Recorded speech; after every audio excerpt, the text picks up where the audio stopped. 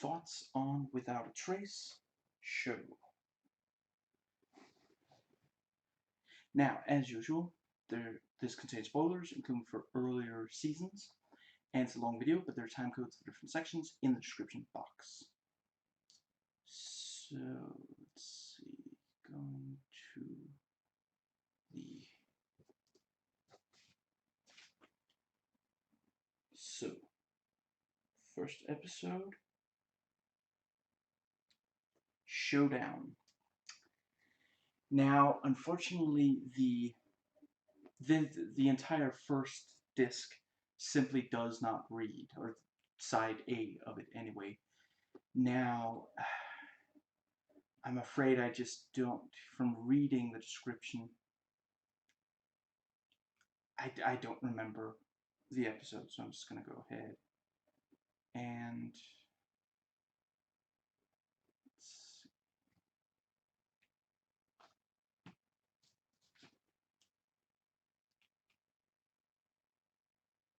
safe, which also I don't really, yeah, I don't read from reading the plot synopsis of Wikipedia. And From the Ashes. So yeah, that's the first episode with Elena, and I'm afraid the only thing I remember not really thinking she was a great addition from right away because of the acting, or I guess lack of acting, talent of the Lost Time. Now, I believe this is the last episode that didn't, on this disc, I don't think it's the last one that didn't play off the season. I realize this is not a great way to open the video.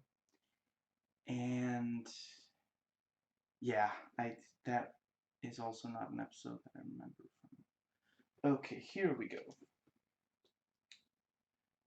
Honor Bound.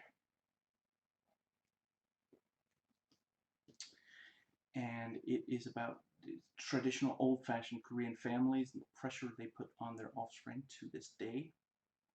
In general, a lot of Eastern, Asian, they have a tendency to, even the ones that live in, for example, America, where they don't have to, they have to stick to, if you're one of the only families in a country to go against what everybody else accepts, I've always thought this was awful, but it is a fact. There is going to be, people don't take kindly to that, I guess is the, yeah. And, yeah, so, but some can't let go of it even after moving to countries where I'm not saying America is better than Korea. I'm saying the South Korea. I forget. Is it said which, if it's South or North Korea? And anyway, I'm not saying America is a better country, but I am saying there are a lot of people in America who don't follow the traditions that we see in this episode, the Korean family follow, and as such, it might be better for them to at least move away from some of them, and that's the conflict you see here, that they're, the younger members of the family are more interested, more willing to, follow the yeah.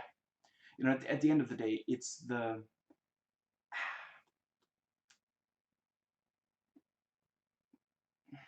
I guess I might talk about that here. There is always a conflict between younger generations and older generations, where older generations are more likely to hang on to what they already know works, and younger generations are more likely to try to find new ways. And yeah. So that's that's the conflict we see here, and they maybe the older generation maybe also want to hang on to it's their identity. It's they may not have very much left from you know the whether it's South Korea or North Korea, they left for America. So you can end up feeling, what's the term, rootless, like you don't have, yeah, yeah. Before I get into the specific notes, that the chronological notes I took during watching the episode, yeah, this is a pretty good. It's something that has been on my mind for yeah. It's something I've been thinking about over time for years now, and I'm not gonna, this is not based on, so I don't really sit down and read research papers and such. This is some of what I'm about to say is based on what I've heard in scientific YouTube videos.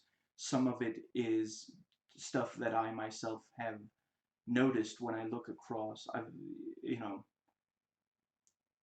I think it's very interesting to look at cultures all over the world so that you can get a sense of what what are the common traits, what and where are there, you know yeah, as a quick as a quick example, America is a country where there are a lot of very different cultures represented and different perspectives on things that everybody has to deal with.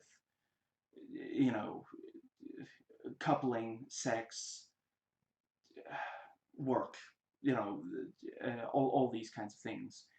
Where there are a lot of other countries where it's more, what's the homogenous, how the perspectives are on certain things. Anyway, yes, there is a conflict between older generations and younger generations, and you see this all across. There are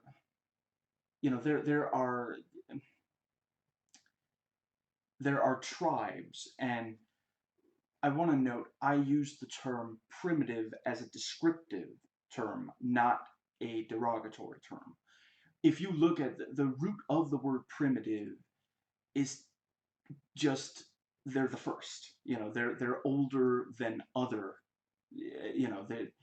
The term uncivilized is negative, but primitive can be used simply to describe. I'm not saying that primitive tribe is any worse than modern culture.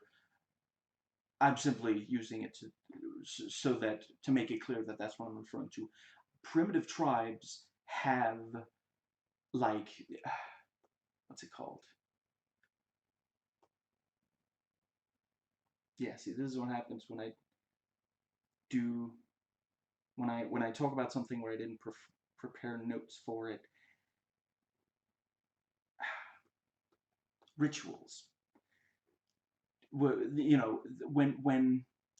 a young person gets through, embraces the the the culture that he grew up in, and becomes a productive member of society, as and they understand that children can't work the way adults can. So when a child goes to being an adult, there's an expectation that now the adult will work for the tribe, they will get a mate, and these things.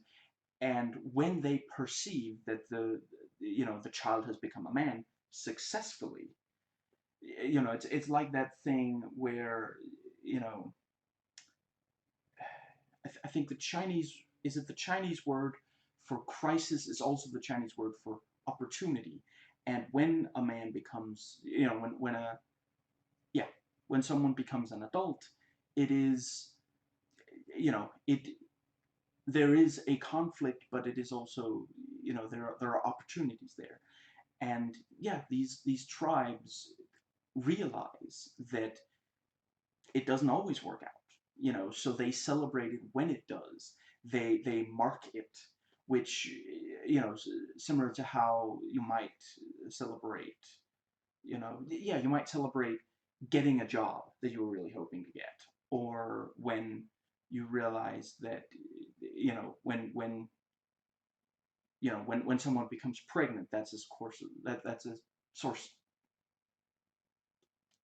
that calls for celebration, this kind of thing. And you when you look at different cultures and the stories told in different cultures, you know, as a quick example, anime and manga have stories about, you know, teenagers. Akira has a number of teenagers who are not productive members of society at all.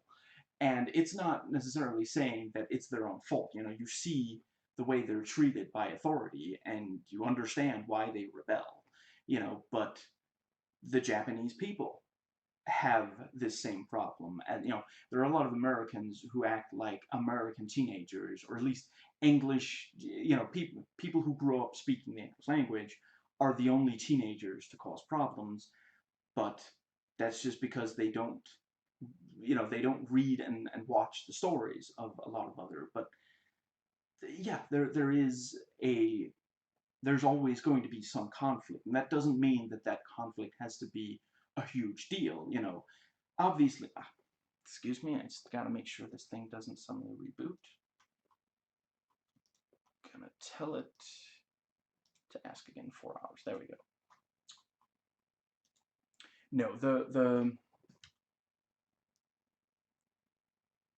there it is.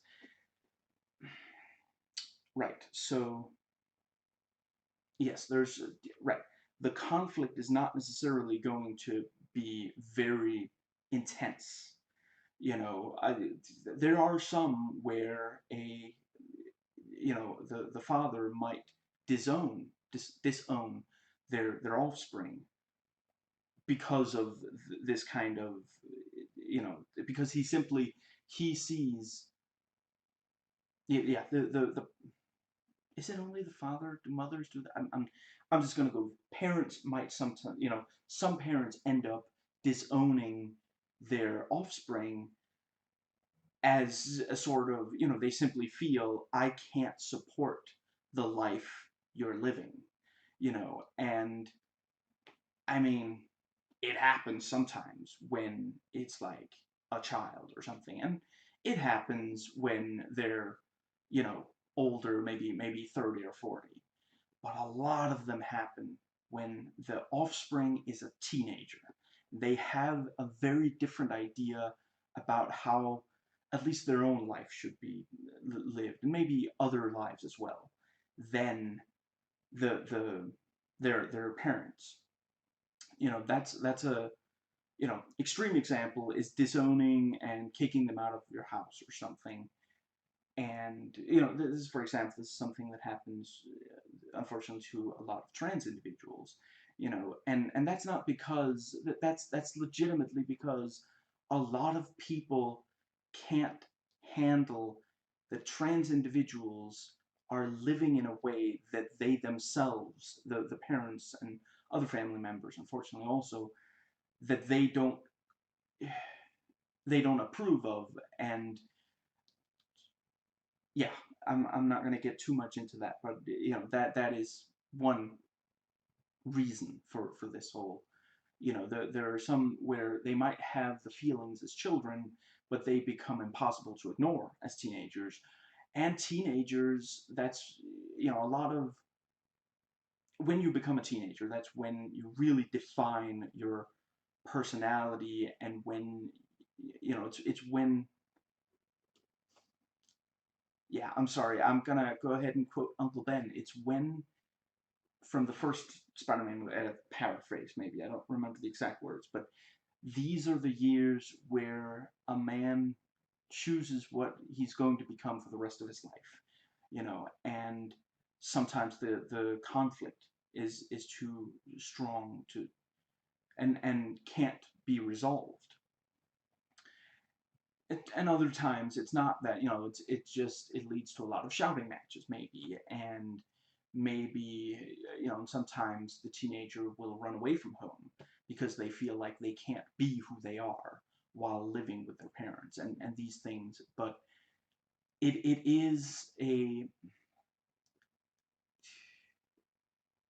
yeah, I've always thought teenagers don't receive enough empathy from others, including sometimes other teenagers. It really is, yeah, an extremely confusing time. I can't put into words how glad I am I'm no longer a teenager. But right, so the yes, yeah, I guess just briefly more about, teenagers. They get a lot of ideas that, yeah, that they wouldn't have had as children, and that, the current adults feel like are, yeah, that are outside of what the current adults, and some of that is also just finding out, you know ultimately no one grows up to be their father or mother. No one is exactly that way, and when you become a teenager, that's when sometimes that happens as children, but teenagers start to kind of define, I'm not going to, for example, I'm not going to have the same job as my father, where the father might say, but it's steady work, and you can earn a living, and the teenager might say, I want an artistic job. And I guess that's more or less, and it is also, I've said this in another video, but it bears repeating. As a teenager, you feel like you you understand what the problems are with the world, and you look around and you see a lot of people who don't agree, and to you it feels like they're part of the problem. They're letting these bad things happen, and that's, yeah, a lot of conservative parents end up find that their teenager has much more progressive ideas than they themselves. And I do want to just briefly return to, I specify the current adults because, the hippie movement, that was, that was teenagers and young people. And you have a lot of teenagers and young people today, 2019, who look at the hippie movement and think it was ridiculous. And it is also, it's really too bad that, there's that South Park episode where I think it's maybe Cartman who's freaking out about hippies, and he's like, they say they want to save the world, but all they do is smoke weed and play bad music, or something like that. And I mean, basically, the hippies thought that they could spread the message so far and wide that people would do it. But when you look back on it, it feels like, well, ultimately, they didn't end up like, I did any hippies end up taking public office? Did any of them end up working for corporations and then changing those corporations for the better? I think some of them did end up at least serving corporations, but they didn't change anything.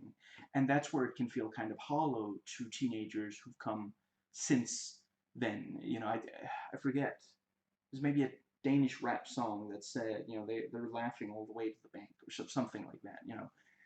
And yeah, it's that kind of thing where what's come before feels like it's not going to solve the problems that are there now.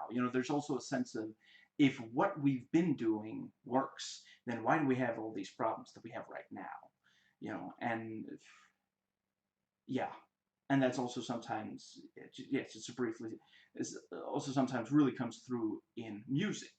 In the 60s, you started to have really hopeful, happy music that celebrates love, which to them, I've spoken with my father about this many times. He's many times expressed how, what a relief it was when in the 60s, finally, there were voices out there that said to young people what they already felt, which is that life doesn't have to be serious all the time. It's okay to be happy. It's okay to have fun. And you should be with someone you love, not just decide who you're going to be with based on the, the back then, the conservative standpoint was, well, you got to marry someone that can, like a young woman has to marry a man who has a job that pays a lot of money. And, a lot of, grant, there are still a lot of people who feel like it should be that. And yeah. And then, let's see, the late 60s and the 70s had music that protested. Didn't I feel like I've heard? I'm not sure I've heard any of it, any of the actual music. Oh wait, yeah. Didn't the Rap Critic and Muse, they talked about it recently. The protest, the war protest music, and the pro-war music also during the 70s for the Vietnam War. And then you have the 80s, which in a lot of ways was a decade of excess. So yeah, the music reflected that. And you have the 90s, which has, or yeah, there was a certain cynicism and frustration there because the 60s and the 80s told young people things are going to be okay. We're happy, we're motivated, we're going to get things done. And then, yeah, growing up in the 90s, which is that's the part I can speak to personally, yeah, we felt lied to. We felt like, well, okay, so you got all this music and these movies and crap that say we're going to get things done, but we still have all these problems. And then, also realizing problems that, when people started focusing on the problems of young people, not everybody was focused on the problems of women, for example. And, it also only gradually came with, the solving the problems of LGBTQ individuals, and people in countries very far away weren't always the focus, and all these things. Anyway, and honestly, I'm not sure I can really speak to neither the aughts nor the 2010s. What I'm sorry, I do not pay attention to music, and I don't watch that many movies. So I can't particularly speak to. But my point is, it keeps changing. Every time, every generation, the young people have a new idea of what's supposed to be. Now, I'm going to get to the chronological notes in just a little, but just briefly, maybe I should make a separate notation for this exact. Yeah, anyway, I've tried to. I always try to find oh, right, I forgot to turn on that light. You know what? That's not going to take me very long, so I'm just real quick. Apologies for the interruption. I'm going to turn on the light over here.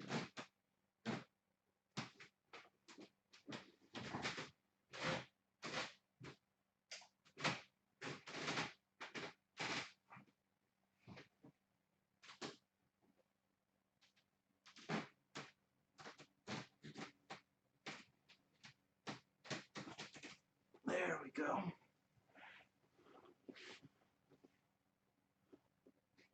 Yeah, I think that'll probably help the lighting situation. Excuse me.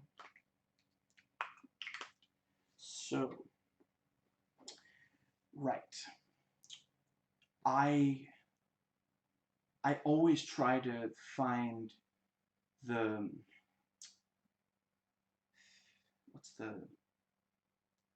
let's see, the evolutionary purpose of things that are, and I'm not going to claim that everything evolution leads to makes perfect sense. There are things in the human body. I want to say don't we have like some a little bit of bone left from where the tailbone is a thing, right? And there's that one part. What's it called again?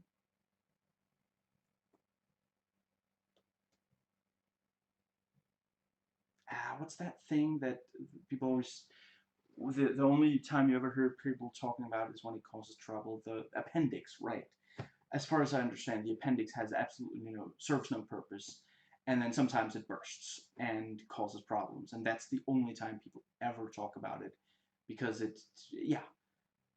I'm not saying that everything in all the results of evolution makes sense, but it is the have I really been talking for over 20 minutes? Okay. Anyway, right. The I'm not saying that everything that evolution leads to makes perfect sense, but that's also part of what I'm trying to do when I think about why did it would be amazing if we human beings weren't born with the lizard brain, because man does it create many problems when the I forget exactly what was I watching that made me think. I don't know, maybe it's randomly, but just yesterday I think I got to thinking that the like when people do things that are like supposed to be in self-defense, but then when you really think about it, it wasn't actually a dangerous situation. It just felt like it, and that's the thing. The lizard brain compels us to, that's it's something that we have to get under control. I think this. I don't know. Maybe it is. Maybe something is being done, but I really think part of just public school education should be learning to recognize when it's your lizard brain trying to compel you to do something and getting it back under control. So yeah, some people ah, see, this is a thing I could talk about for a really long time. I probably will at some point, but I don't think this is the time to, because it doesn't really relate to this episode, especially, but yeah, just a lot of times when people do something violent, it's because their lizard brain said, you're in danger, or it's important. Like some people, I'm not. This is not an excuse. It's not okay to do these things. I'm just saying it's an explanation. A lot of people don't seem to understand that distinction. Sometimes when someone does, for example, if someone attacks. Yeah, I just recently rewatched Taxi Driver. A, because it's an amazing movie, and B, because Joker takes inspiration from it, and I knew that going in time for watching Joker, so that I had time to rewatch Taxi Driver. That movie has some what's the word, spurned lovers, or it has some people wanting revenge over someone who they want, who doesn't want them. And it's always seemed, excuse me, I'm afraid I don't remember if the following is my own theory or if it's something I actually heard somewhere. Like I said in other recent videos, I'm having trouble with my memory. But basically, it's, yeah, hypothetically, if a man sees another man trying to get the same woman and gets violent with the other man, that's the lizard brain going in there and saying, you have a woman, if you lose this woman, you might never get another woman, your line might die. So when a man, so this man attacking this other man, yeah, it's absolutely an overreaction, and shouldn't do it, and this is why we need education to get people to recognize this. But in his lizard brain is literally screaming in his ear, you're gonna die. You know, you and your entire family, or at least your line, you know, you are not going to have any children, and when you die, that's going to be it. And that's a huge problem. There's so much conflict between current and former lovers are so much more. They don't always get physical, but they can also get really verbally abusive and the like. And it's just complete. It's just because the lizard brain is going insane over this kind of, the reason that people can be extremely cruel to their significant other, former, current, future, is, former, current, future significant other, is because they're trying to, it's that thing of, if you feel a lot of pain, you might want to hurt someone else because of that pain. And your lizard brain is causing you a lot of pain, and it feels like it's this other person's fault, even though they might not be actively doing anything to cause it. But you feel like it's that person's fault, so you attack back. Also, and yeah, there's just, anyway. So what I'm saying is, I'm not saying that evolution always leads to good things, but I think it's very useful to understand why things, including the bad ones, what the evolutionary purpose is, because the more you dissect a thing and understand it, the more you know, the easier time you have of recognizing what you're seeing, and thus not reacting in a counterproductive way. And I'm sorry, am I speaking louder than usual? I've got, like, what's it called, swimmer's ear or something. I feel like I've tried everything. It's not going away. I'm sorry if I'm talking louder than usual. Although don't my views usually come out kind of quiet? So maybe this is good. I don't know. Yeah, if I'm talking louder than usual, that's why. So what I'm getting at is, I feel like the evolutionary purpose of the younger, young people feeling like, basically like the older generation, they want to stay right here where the tribe is currently living.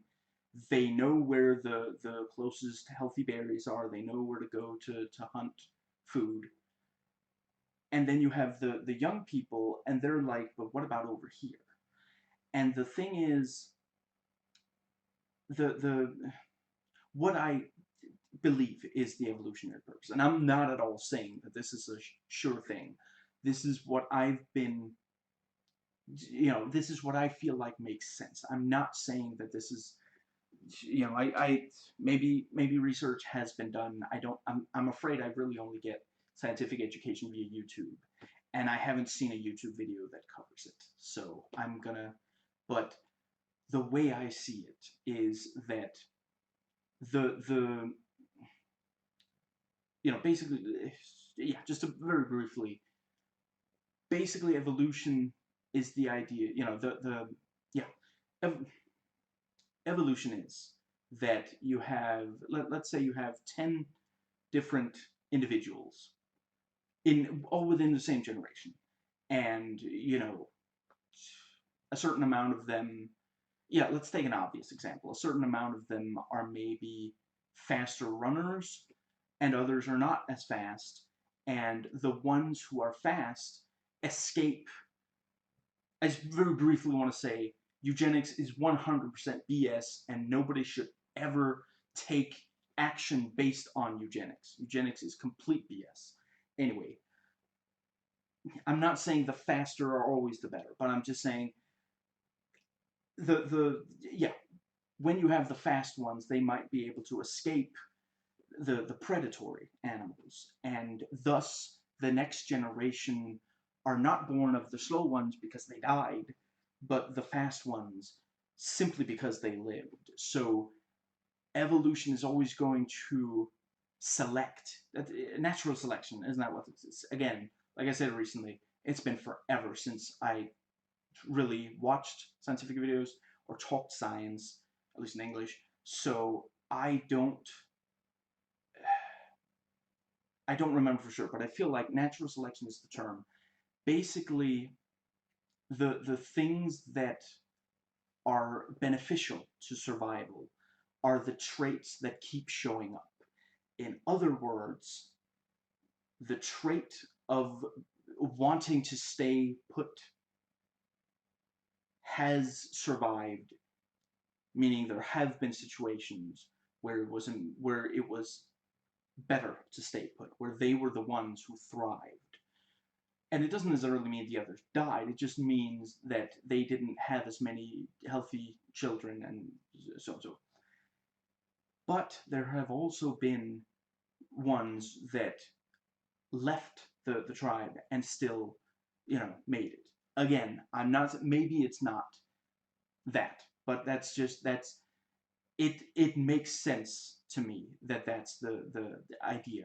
That this is also why, you know, we are, yeah, basically all animals, every animal that has like natural predators and such, they were all more likely to, humans included, we're all more likely to react to a sound we don't immediately recognize the source of, or if we see something and we don't quite know what it is, we're more likely to suspect that it's something powerful and potentially dangerous than to just shrug it off. Again, because of the hypothetically 10 individuals, the ones that assumed that the strange noise or the thing they could see off in the distance was dangerous and ran away survived, while the ones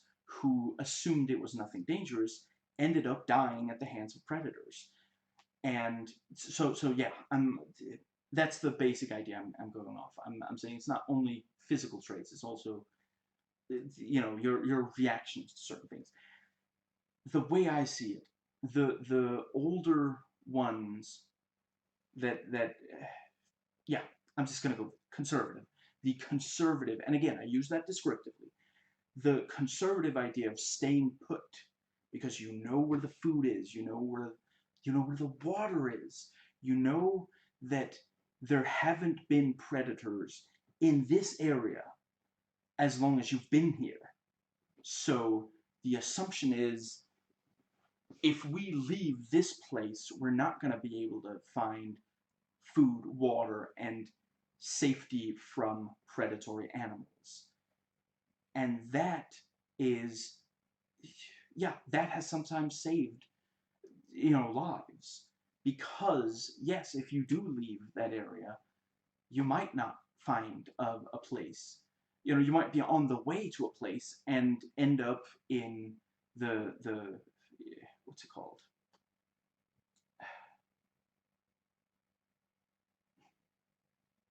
Is the word just turf? In an area that certain predators hunt in, and you don't know that that's where they hunt, because that's something that the more conservative ones, they might not even be able to verbalize it. And certainly way back they weren't able to verbalize it, but they understood there's something here that is dangerous. Where the again, the teenagers leaving the tribe, they don't yet recognize things like that.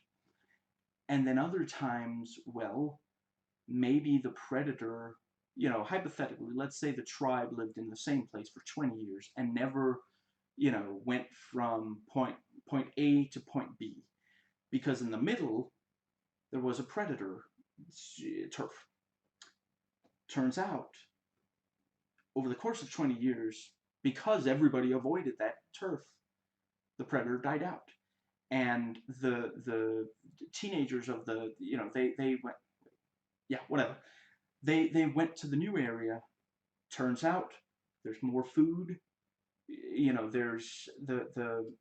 There's better shelter for winter, which the conservatives might say, well, it's about to be winter. We know for a fact we're going to lose like 5 to 10 members of our tribe to the elements, and there's nothing we can do about that, because we know if we leave the current, yeah, if we leave the area we're currently living in, we might be eaten by predators. And the younger members of the tribe, they find the new area. Turns out there's great protection from the elements. Their tribe flourishes while the other tribe, again, it doesn't necessarily like die out, but it just doesn't do as well. And eventually, well, maybe they have to integrate into the other tribe, or maybe the other tribe simply kills them. Or eventually, turns out, predators, they don't always stay in the same area or the same areas their entire lives. If they feel like, well, I'm starving to death here, my current turf is not working out for me, I gotta try another area. Maybe they end up going to the area that the conservatives stayed in for so long, because that's the thing. Sometimes it's safer to stay in the same area because you know where everything is. Sometimes it's better to go to a new place and see if things are maybe better there.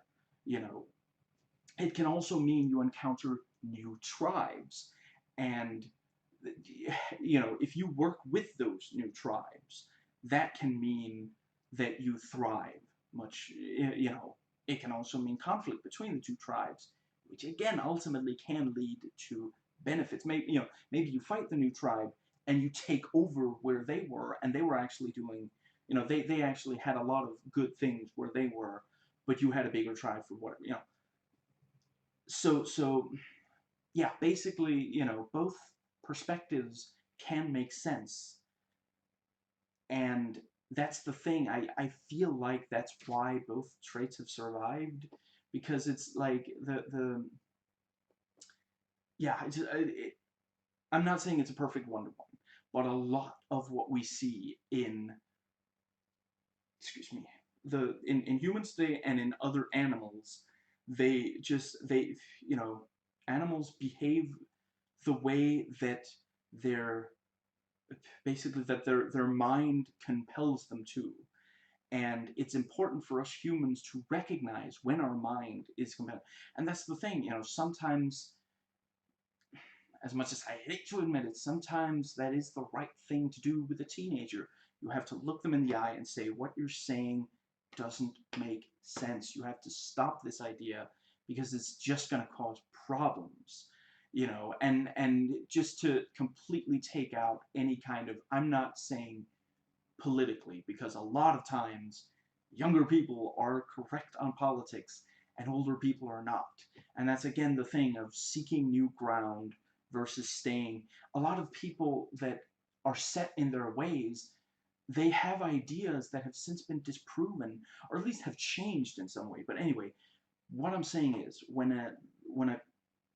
an adult looks their teenage boy or girl straight in the eye and say, you have to stop doing drugs, it's going to end badly for you, ultimately they are correct in that. And the teenager might feel like, but this is finally I can calm down. Finally I'm feeling a positive emotion. And that's the thing. The and another,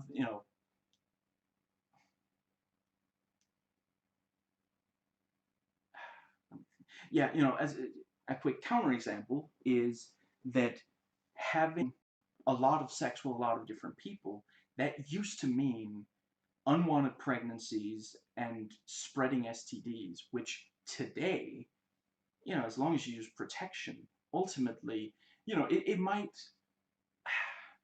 I mean, there is a certain, if you experience things that kind of devalue certain experiences, that can also lead to kind of a coarsening, but I'm not going to get into that. But the point is, young people today having a lot of sex, that doesn't have to lead to negative consequences. And that's where their parents might think, oh, it's definitely going, because their mind tells them it's definitely going to. Because back when they were, yeah, because protected sex is to a lot of, even middle-aged people today, it's such a new concept. And again, some new concepts don't end up working, and and that's again where young people today looking at hippies, they might feel like, well, all you did was do drugs, have a lot of sex, play music. You didn't change anything. And look at that now, because yeah, unprotected sex and sex with a lot of different people, it ended up, I've heard this. I don't know for sure, but I've heard that there was a rise in STDs and unwanted pregnancies, and that's the thing. Their parents told them you can't have unprotected sex, but they felt compelled to, and so they did, and it ended up going the way their parents had predicted. So again, sometimes one of these perspectives is right, sometimes it's the other one that's correct. And I guess I'm just gonna, but I guess I've said everything that there was. Yeah, I think I've said everything that I very much wanted to for that. Yeah, so I guess, yeah, I'm gonna do notes for this episode from now on. Okay, so Honor Bound. This time I'm really going to just be talking about this specific episode. Now, the episode is about traditional old-fashioned Korean families and the pressure they put on their offspring to this day, even in America. Okay, so first scene I watched now with the Latina agent, except for, years ago, and when I last watched the show, and yeah, so far her acting is nowhere near as bad as I remember it, and I feel like it does fluctuate over this season, and again, I don't know for sure if she gets better. Like I said in earlier season thoughts for this show, I I think I stopped watching the show after she became a regular, because it just bothered me so much that her acting, yeah. How'd you get that? Oh, it's nothing. Good. How'd you get it? And Jack and Vivian talked to the boyfriend. And Wendy had claimed she worked for a big designer. And that's one of the things where, it's that, oh, is it another lie? And then when you see the scene where she confesses to have lied, he takes it really well. So it's yeah, anyway. So the ex-fiance is gay and doesn't want the family to know. All right, this episode was before internet dating became so normal. I've never used internet dating. I tried to briefly, and then I ended up in a. I mean, technically, we did. I ended up in a, you know, in a relationship. So I stopped using. I stopped trying to use the internet dating, and technically, we did meet through the internet, but it wasn't a dating website. But anyway, but yeah, you know, even I, having not, I haven't tried internet dating since I guess 2004 or something. But anyway, even I know that today, meeting someone over the internet is old hat. That's something people do all the time. And the friend doesn't know the name of the date, just that he's a lawyer. I have to admit, the agents were used to sharing so many chuckles with Rosalind Sanchez. I don't know. Honestly, it's kind of giving me Seven Bundy vibes. They're trying way too hard to make it seem like she belongs with the rest of them, and it just feels kind of unearned. And I say that realizing that I was unable to rewatch the first 4 episodes of the season, but still. So she's into BDSM, but she's one of the ones who don't use consent, which is not unheard of, but it is very unpopular within the community. You get shunned for that kind of thing, and I believe the following is a direct quote: "Nobody wants to play with you anymore." From a, I don't even remember. I guess a documentary probably about BDSM, because such a ridiculous. There was a, I want to say the word is moral panic, and for a long time, and honestly sometimes still, yeah, as I talked about briefly in the, I forget if it was season 1 or season 2, but the Transporter TV series also had the old-fashioned and moralizing kind of perspective on it where it says that it's always, that it's always un unconsent non-consensual, I guess is the word. Yeah, excuse me. Yeah, so the you know, thankfully, you know, it is the gradually more people are realizing that, for example, I'm not going to get into it, but 50 Shades of Grey has nothing, it almost no one who does, the people who do BDSM for a long time, they don't do it like that. Yeah, there are some people who misunderstand and who do things in a way that, yeah, I'm not going to get into it here, but I'm just briefly going to say the movie Secretary, the Secretary. I'm sorry, I forget. Maggie Gyllenhaal and James Spader does an excellent job. If you go into that movie with an open mind, if you go into it not already thinking that that kind of thing has to be non-consensual, you're gonna see it. As far as I understand, it's a very realistic depiction of a BDSM relationship. Yeah. Anyway, see, I was considering saying something there, but I probably shouldn't. Yeah, there are characters in that movie who engage in BDSM, and it is very accurately and credibly, shown, and it's a movie that has a positive outlook on that. And I forget if it's a commentary track or documentary on the disc, but anyway, the DVD has this thing where the guy says it was, every time he told someone that, you have this young woman who's into BDSM, every time he pitched that idea to a studio executive, the executive was, but then she gets better, right? Then she realizes that's not a good way to have a relationship.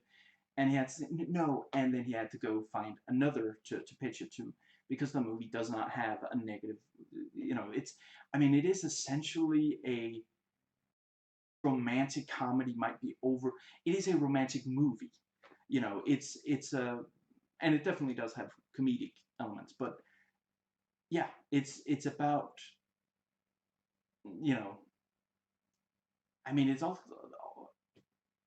ultimately it is kind of this thing of basically like these, everybody has problems with their love life sometimes, and in this case, the person who has trouble, the people who have trouble with their love life, they're into BDSM. Not a big deal, Anyway, yeah. For a guy who claims he's innocent, he certainly is being very difficult and obnoxious. There's got to be better ways of rebelling than having sex with a scumbag lawyer. Hey. Smart of him to bring the printout of the ad. I guess he was kind of expecting to maybe have to answer some unpleasant questions. Unfortunately, his alibi checked out. If I didn't know any better, I'd say you kind of wanted this guy to be guilty. He really is creepy. So the picture is a fake. The quality of the photo. Okay, now Samantha chuckled in a scene that didn't have Rosalind Sanchez. Is this just an episode or even a season? Ultimately not a season, but this episode with a lot of chuckling, even regardless of Rosalind Sanchez, because that's part of my issue. Yeah, several scenes, two scenes in one episode where the agents chuckle like that. Just, it feels excessive compared to earlier seasons where there may be one chuckle, often not even that, in an episode. These are very, what was that critic quote? Poker-faced acting,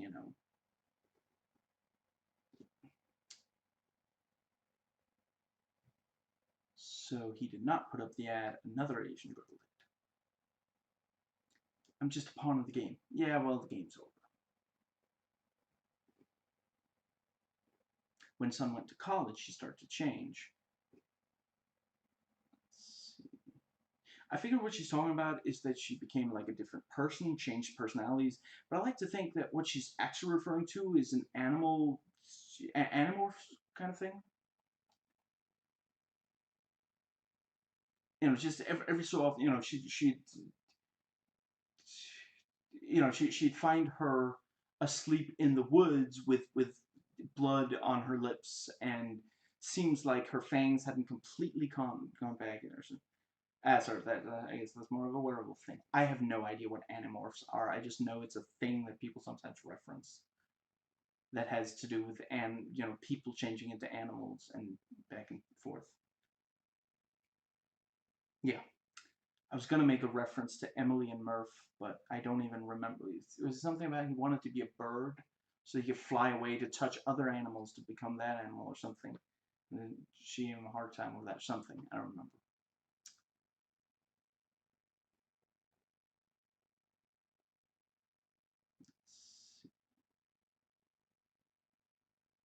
I forgot to note this where it chronologically fits, but when they were having the sketch drawn of the guy, I have to admit, I can't see that kind of thing happen without thinking drawfee. So I just like to imagine, while the face was completely accurate, maybe nice, handsome man Julia face, it's actually on like a dinosaur body or something.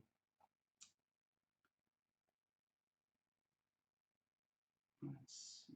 And yeah, she wanted scumbag lawyer guy to go to, is it Gavin's garage, and just as she's asking that, we see his and we see his face. It's not the first time we see his face, but that's when I realized just how much he resembles Christian Bale in American Psycho. And this guy also made sure to bring a printed version of the ad. Seems almost like these people expect on some level that they'll have to answer uncomfortable questions, even if they, can't really admit that to themselves.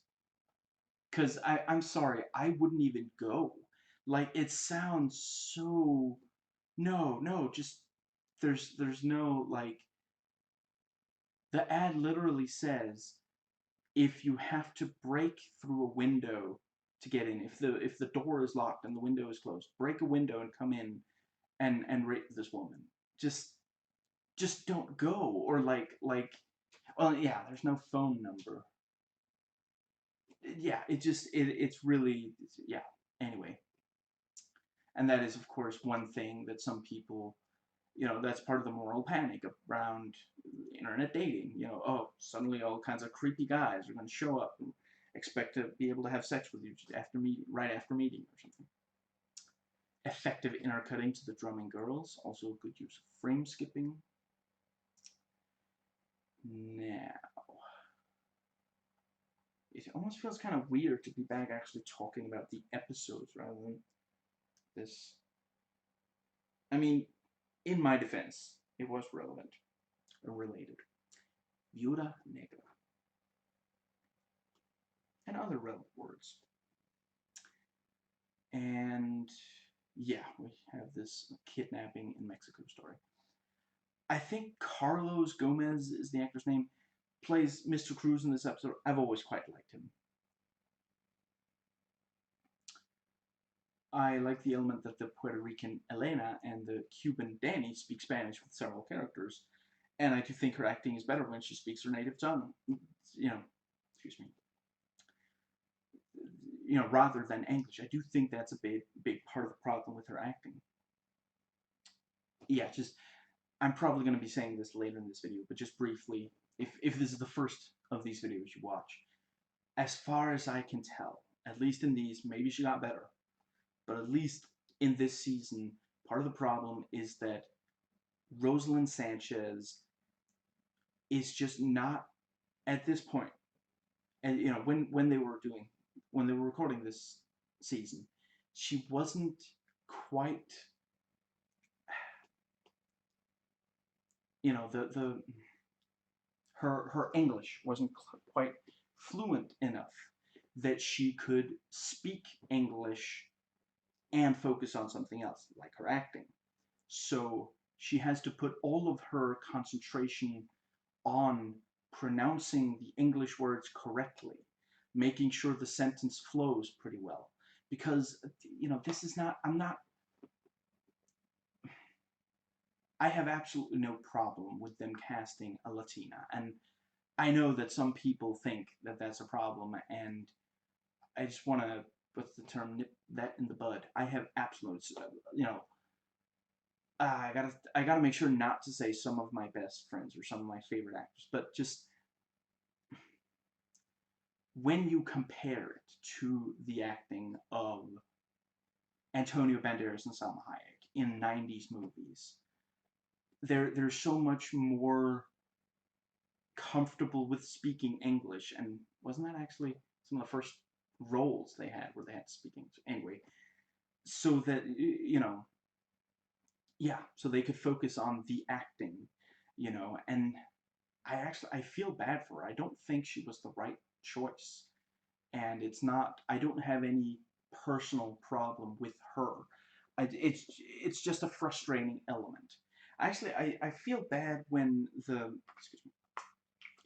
when you're criticizing, the way someone talks or looks or the like. I feel like it's, how do you make that not sound like just personal insults and such? And that's something that's been bothering me more recently when I watch, you know, Todd in the Shadows, for example, because a lot of it is like, oh, this person kind of talks and looks like this and this, and it's like, I mean, I get it. They're a celebrity. They're putting themselves out there. Of course, people are gonna criticize the way they look and sound and such. I just sometimes feel like it's not. Anyway, it's not any kind of. For example, Danny is one of my favorite members of the main cast, so it's not any kind of anti-Latinx thing. The and when they lean into his, upbringing and such, his character's childhood and such, I find that that's some of the strongest characterization for the show, for the main characters of the show. It's just the fact that, this is a show that before her was, to me, I didn't really feel like it had very many weaknesses, and then she comes in and she sticks out like a sore thumb. And yeah, just, it's like, playing an FBI agent or playing a doctor or something. You have these long lines that wordy lines with, what's that, you know it's full of SAT words, and yeah, you have to, the yeah, if the language you're acting in is not your first language, then you might have to put almost all of your effort into just making sure you can say the words, you know, and there's nothing left for acting. And it's the same thing with Halle Berry in the first X-Men movie, where she tries so hard to do this African accent that there's no room left for her to say lines, yeah, act while saying the lines. So she just states them with all her focus being on the African accent being accurate. That was more alliteration than I had planned. The Yeah, I don't know. Maybe Rosalind Sanchez gets better in the later seasons. I hope so. Anyway. And Elena can tell the maid's accent is actually Mexican, not Puerto Rican. Very nice touch.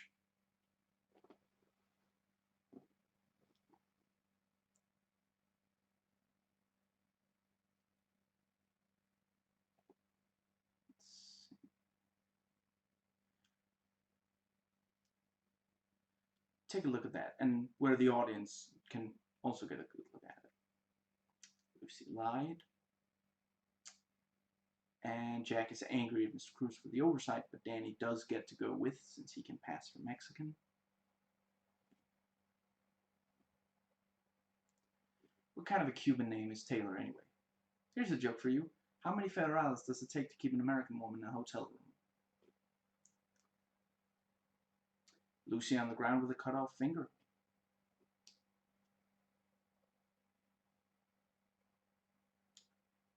And Elena tries to keep Rosa on the phone and immediately fails spectacularly. Hot mess, I think it's word. But at least now they're ready if she makes another call. That was legitimately kind of almost funny. And I guess it was supposed to be. It's just, yeah, wow, that did not go well. And they ask for 100,000 and give her the finger.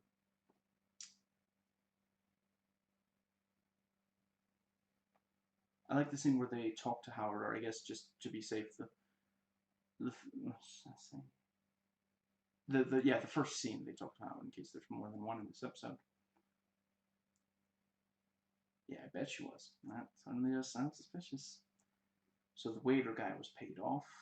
They question the waiter, and Danny threatens him with death. This episode paints about as pleasant a picture of Mexico as Rambo Last Blood did. They find the maid's son dead. It's not often you find somebody that's walked in your shoes, except for the occasional shoe thief. It's almost like convenient writing. I couldn't pick one of those, so I just went with both. Small world. Do not start singing. No matter what you do, do not start singing. And Jack confronts Lucy, accuses her for staging the kidnapping, being involved in Mary's death. And Cruz is ready with the sniper rifle and hands Jack and Danny back their guns. I quite like it. It feels like up to that point, it's almost felt like he was trying to slow them down and trying to, he felt more like an obstacle. And here we see, no, he's completely, he wants to solve this. He just feels like it's his, he should be doing it his way. But once they get into that situation, he's very capable. And Cruz kills the guy right before he killed Lucy. Danny gets on the motorcycle, chases after the van. Very cool. Was this a sweeps week, maybe? And Danny catches up to the van when it stops, shoots one of the kidnappers. And he puts the guy's gun in his pants and opens the trunk, which, again, the audience doesn't get to see the inside just yet. We wired you anyway, although now it seems pointless. Knock yourself out. Just once, I'd like the person on the receiving end of that line to actually go ahead and, I don't know, smack himself in the face with something heavy or something.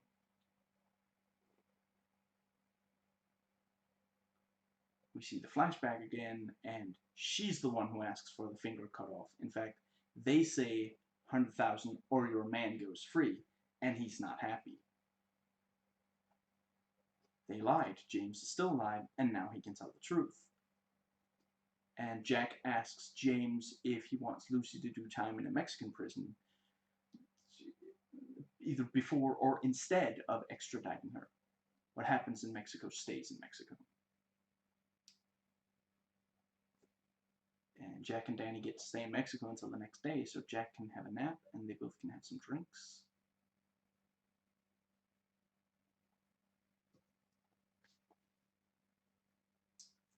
So,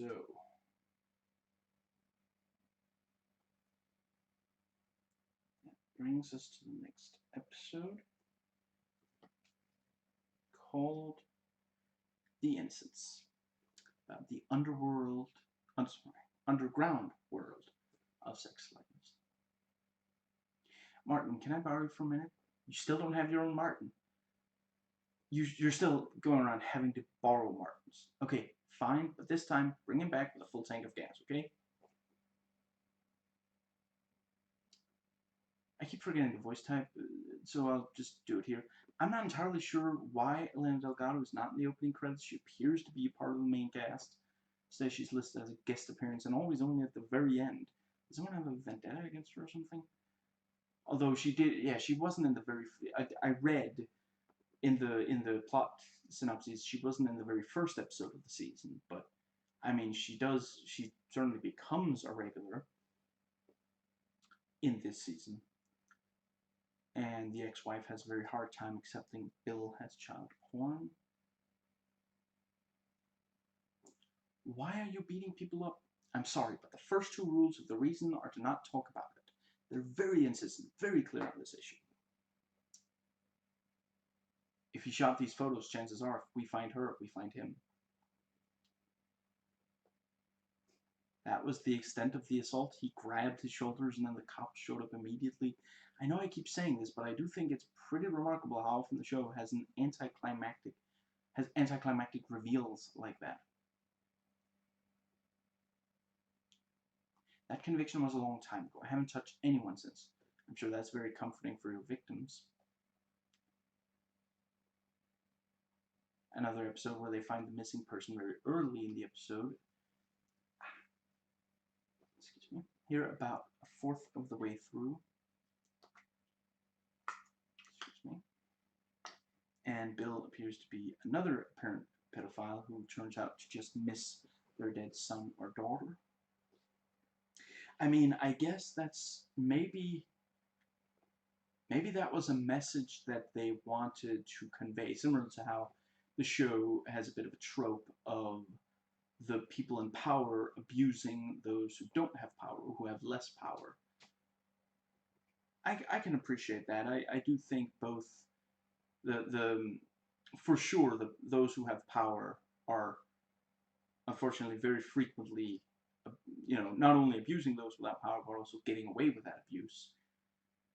And yeah, I mean, some people who are obsessed with children, it's because they miss their own child, and we've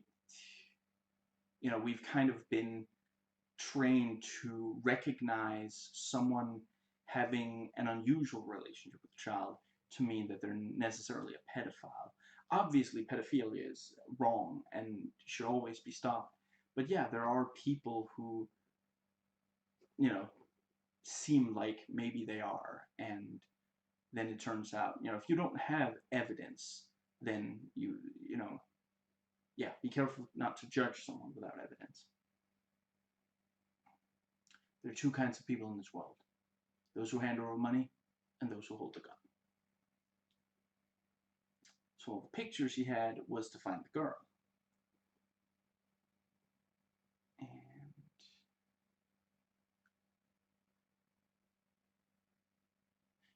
Martin finds Bill with the tech and clearly does not like it. And the tech guy pieced together the hotel room pictures like a jigsaw puzzle of sorts. And the supposed father of the girl didn't give the doctor a chance to talk to the girl. And CPS and the cops were unable to get to the hospital before the girl and the supposed parents had left. And we see Martin is less uncomfortable around Bill by now. And Melissa had her period. And Danny goes over the horrifying possibilities of what might happen to Melissa now that she's had her period.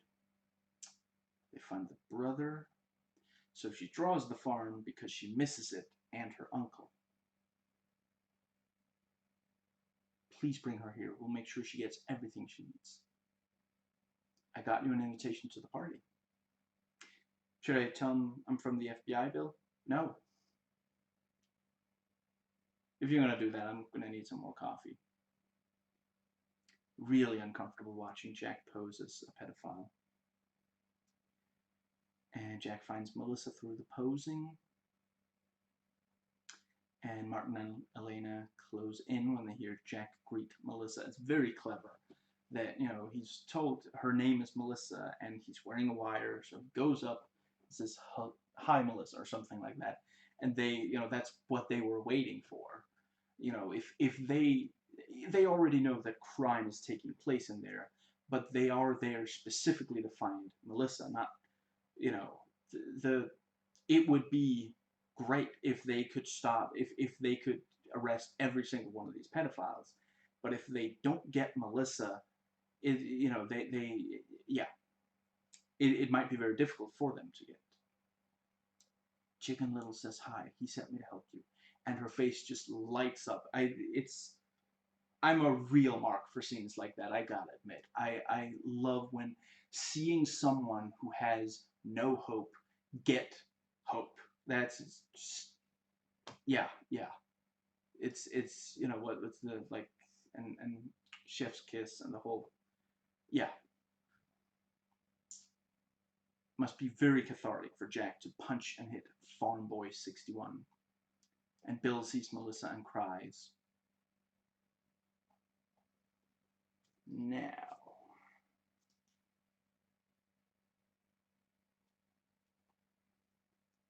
brings us to A Day in the Life. A teenager goes missing, and the parents are frustrated that they aren't especially kept in the loop. They feel, and we see the entire episode from their perspective rather than that of the agents. I have to say, I really love it. I made jokes. I made notes, possibly also jokes about that later in this. So, yeah. Don't forget your helmet. Is he going jousting? Sue, it's 12:40. You know where our kid is? And yeah, once we get a montage of all these calls placed by both parents, I'm starting to wonder if this episode is going to be some kind of spin-off to launch a new show where it's just the where it's just these what does that say? Yeah, just these two parents looking for their teenage son or something. Seriously, this episode is almost shot from the perspective of the two parents more than the agents. Someone had a fun idea for a different way to do an episode, I guess. Yeah, I really love that. That's, you gotta keep it fresh. Things like, what was that thing that Renegade Cut said? Everything that stays the same eventually dies. I don't think it was serious what they do, dress up as clowns. I like the intercutting of talking to the two parents. It can sometimes get tiring how a lot of one of the characters will spend a lot of time complaining they shouldn't be asked these questions and such. This episode, so far so much from the point of view of these two parents that it kind of works. It doesn't feel tedious. The bike is found. The parents have a hard time accepting it.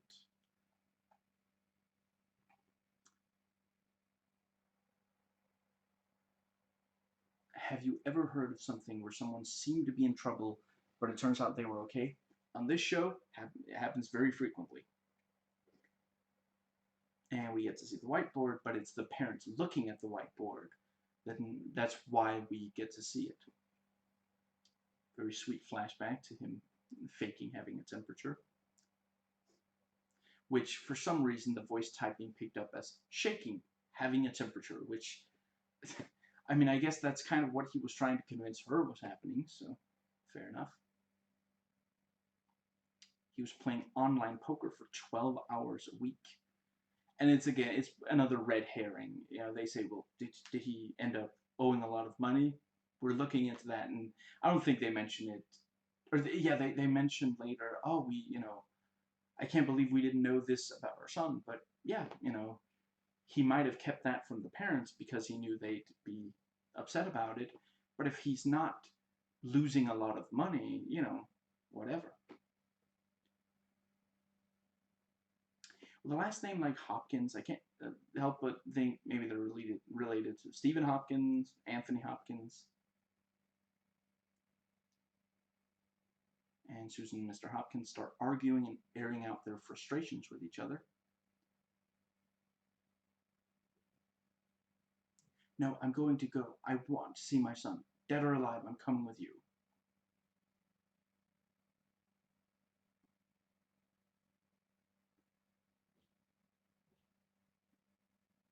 And the more guy pulls the cover from off the teenage boy. Is this your boy? The child Sean wants to ride his bike on the street, but Mr. Hopkins is worried it's too soon. And Susan imagines Sean with his face covered in blood. Martin fell asleep on the couch.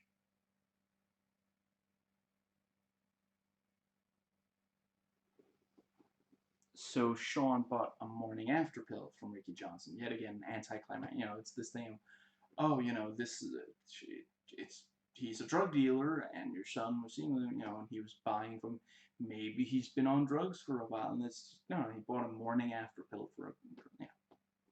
Wait, is this Becky with the good hair? And Susan understandably freaks out with Martin because she feels out of the loop. It's of course in place of a flashback or the agents discovering something really dramatic, which would normally be what happens this close to the end of an episode. They did a really good job of having the perspective shift from the normal formula of the agents to these parents. You know, it's this kind of thing that really makes you appreciate how much you can do with the the medium of cinema. You know, it's another episode where a person is missing and the family members are questioned, but the yeah, you know, they make it be from these, you know, the agents are usually main characters in the, you know, but here we see them, we only ever see them from the perspective of the parents, and we never spend a lot of time with any individual ones. Yeah. And Mr. Hopkins tells Susan they think Van Horten has Sean, something that we usually see the agents tell each other. So everything they said about Sean, the drugs, the gambling, it was nothing. He got hurt because he was trying to help somebody. Oh, right. I forgot that was in a quote. Susan voicing the slight irritation of the audience.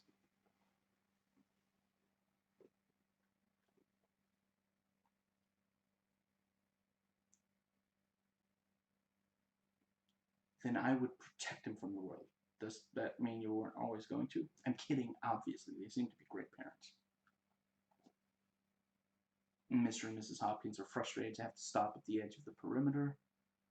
Very tense and suspenseful as, you know, the parents get some information, just, you know, they're listening to the radio stuck in the car, and we hear gunshots or the sound of reaching a door or something, and Martin has to keep Mr. Hopkins from leaving the car and running there.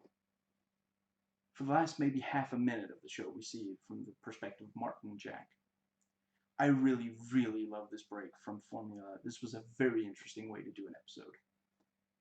Come to think of it, we didn't even see Sean fade away at the start of the episode, as we almost always see. Really, the only way this was like a similar episode was that we would get the update on how many hours he's been missing.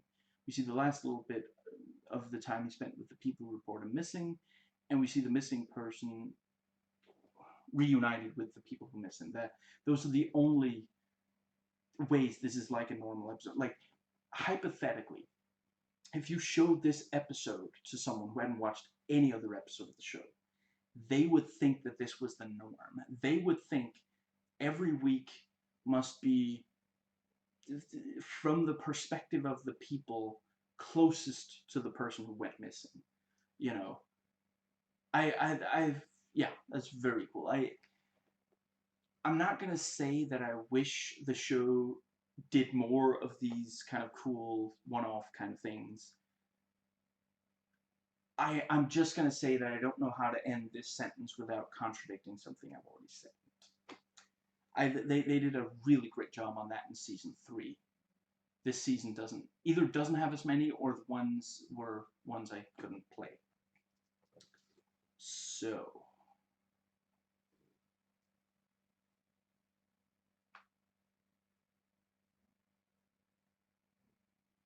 Freefall.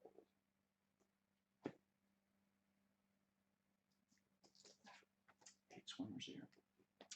Okay. A blackballed FBI agent fights to solve an important case on his own. Drunk Jack is not entirely not charming.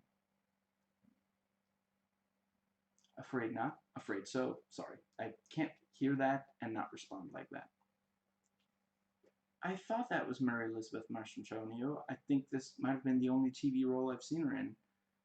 Or like, I don't know. I mean, I guess the what's it called? Mussolini, the Untold Story, or whatever it's called. Yeah, that's a miniseries, so that's also TV. But when I think of her, I mostly think of her from Robin Hood, Prince of Thieves.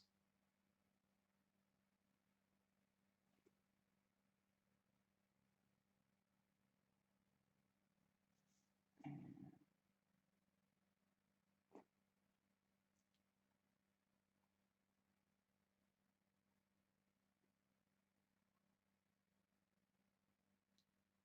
what does that say? Yeah, yeah. I'm sorry, but I really don't think Rosalind Sanchez gives a particularly good performance. In at least this, she just does not come off as someone who completely believes or understands what she's saying. She's reciting lines, not acting. I think this was especially an episode, and that's especially a symptom of where, yeah, it's like I, I really wish that I guess they didn't spend enough time during the casting session finding figuring that out, or I don't know, maybe there was some nepotism or something.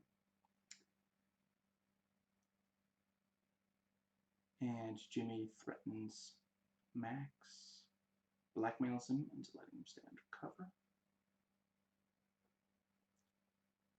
and confronts Max. Max tries to pretend he's not having an affair. Flashback comes to a close. Mary Elizabeth, masterclass actress. For some of this, I'm only going to be calling her Mary Elizabeth because for some reason the voice typing does not like her last name. Sometimes when you say the entire name, it gets it, even if it's an unusual name. But for some, it doesn't. Withholding information, that makes you a suspect. They polygraph Anne. This episode really benefits from her tremendous acting talent. I'm glad when I watched this episode, I didn't realize she was going to appear. I mean, she's in a handful of episodes in this season, at least.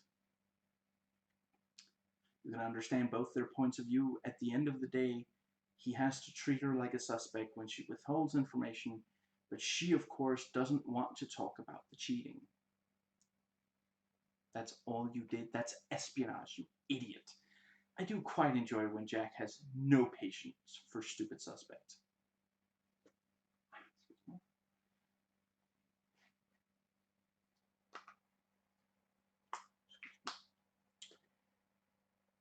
What does that say? The hacker saw the assassination of Jimmy, I guess is what it's supposed to say. For a early to mid 2000s depiction of a hacker, this guy's fairly low key, which I really appreciate. Something else I appreciate, that the voice typing thought I meant Loki, the Norse god, instead of low key, yeah. Okay, I do buy that she's actually frustrated with the what? Yeah, with the waiter when he doesn't give any information. Right, Rosalind Sanchez. That's what. Yeah. Wow, Megan really did not make it easy to track her down, did she? The girl, what does that say? Was invisible and neither was her car. So he's for sure ruled out Sue Storm and Wonder Woman's jet car. Whatever.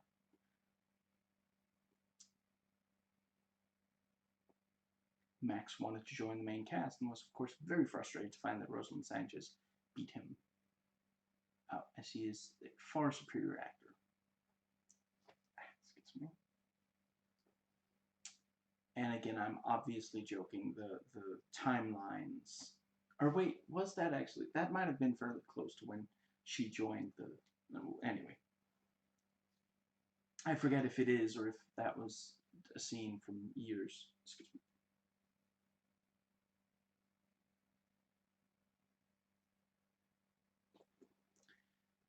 And Delgado was able to find who Ming is.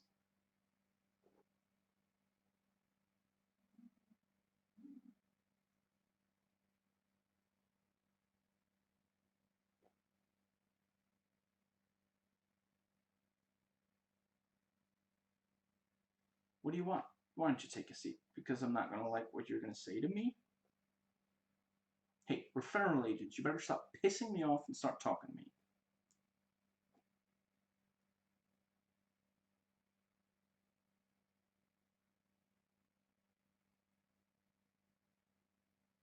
She just likes you, that's all, and only likes you as a friend, that.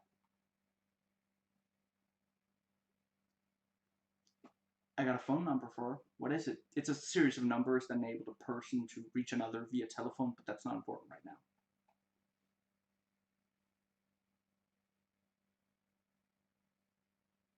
Hey, did you see what happened to her? Here's 20 bucks. Did you see what happened to her?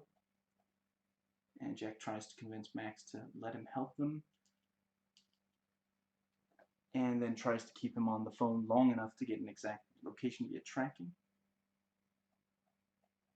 I love you, babe. I love you too. Max clearly doesn't think he's gonna make it out of the situation. And they go in with the SWAT team. They're shooting.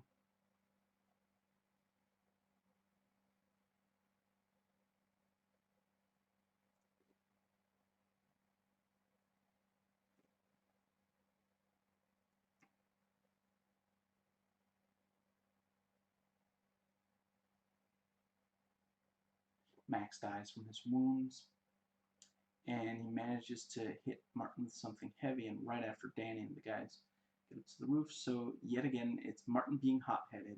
He should have just waited.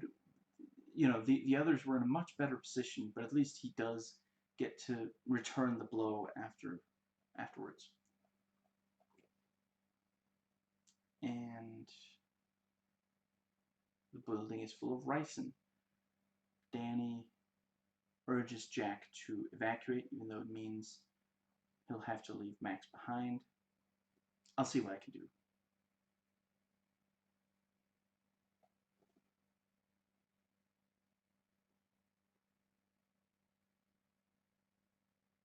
They couldn't have done it without me. Make sure everybody at the Bureau knows that, okay? Yes, I will. I just wanted everything to be alright.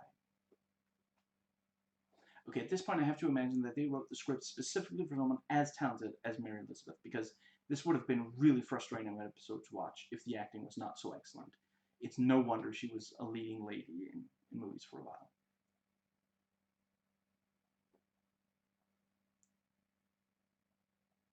She doesn't do, you know, in other episodes she appears in this season, she isn't asked to do as amazing acting, but I'm glad that this was the one to introduce her, because the first impression really matters a lot.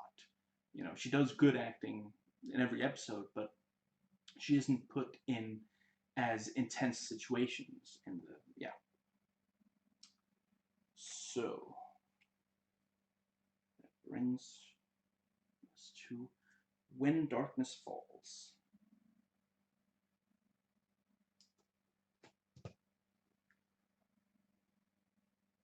So she has memory loss. And this qualifies her as a missing person. How? He's voicing the audience's confusion. Somebody out there has to be missing her. There you go. Is that enough justification, producers, audience? There is Rosalind Sanchez in the opening chorus. I knew the editors had it in them to do that. As far as reasons to be gathering cockroaches, that one has to rank somewhere in the top 10. So it's the Matt Damon as Jason Bourne kind of thing. She doesn't remember her name or who she is, but her skills are intact, which, according to a featurette on the DVD of the Bourne Identity, is very realistic. I forget what they call it, which I guess is maybe ironic, maybe coincidental, but it is a specific type of amnesia. And yes, I do specify Matt Damon, Jason Bourne. I don't know about the books, but that is, I don't think that's the way they did it in the old miniseries, which was not very good. Although I understand that it did follow the original novel better, and I respect that, but it wasn't very good. It's, you know, if even if the Matt Damon version wasn't, you know, I watched the original before the Matt Damon version, you know, came out, and it still wasn't very good of a miniseries. But you know, yeah, miniseries from back then, maybe especially the ones that were determined to follow the novel, didn't always turn out very well. It's like having a word at the tip of your tongue, but it's not a word, it's your entire life. It's been 5 days. Why hasn't anyone come to find me? They probably don't know where to look. As this show very frequently does, it really makes you empathize with the situation that this person is in. You really don't want to see Donna get lost in the system. And Jack has to snap his father out of it. He thinks it's another doctor trying to give him a second opinion or something. That means expensive in Italian. Cute line. And Jack wants to force his father to accept the treatment. Jack's father thinks he's about to propose to his wife, the one that's been dead for, I don't know, 30 years or something. 20, I don't know. I want to catch her before she gets off work. You'll catch her. She's been decomposing for a couple of decades. It's going to be very difficult for her to move at a fast pace. I'm allowed to make jokes like that. I got a dead mom too, who's also been dead for 20 years. And Martin is taking pills to cope with the wounds from previous season finale. And that's how Donna ended up without the coat and in only her underwear.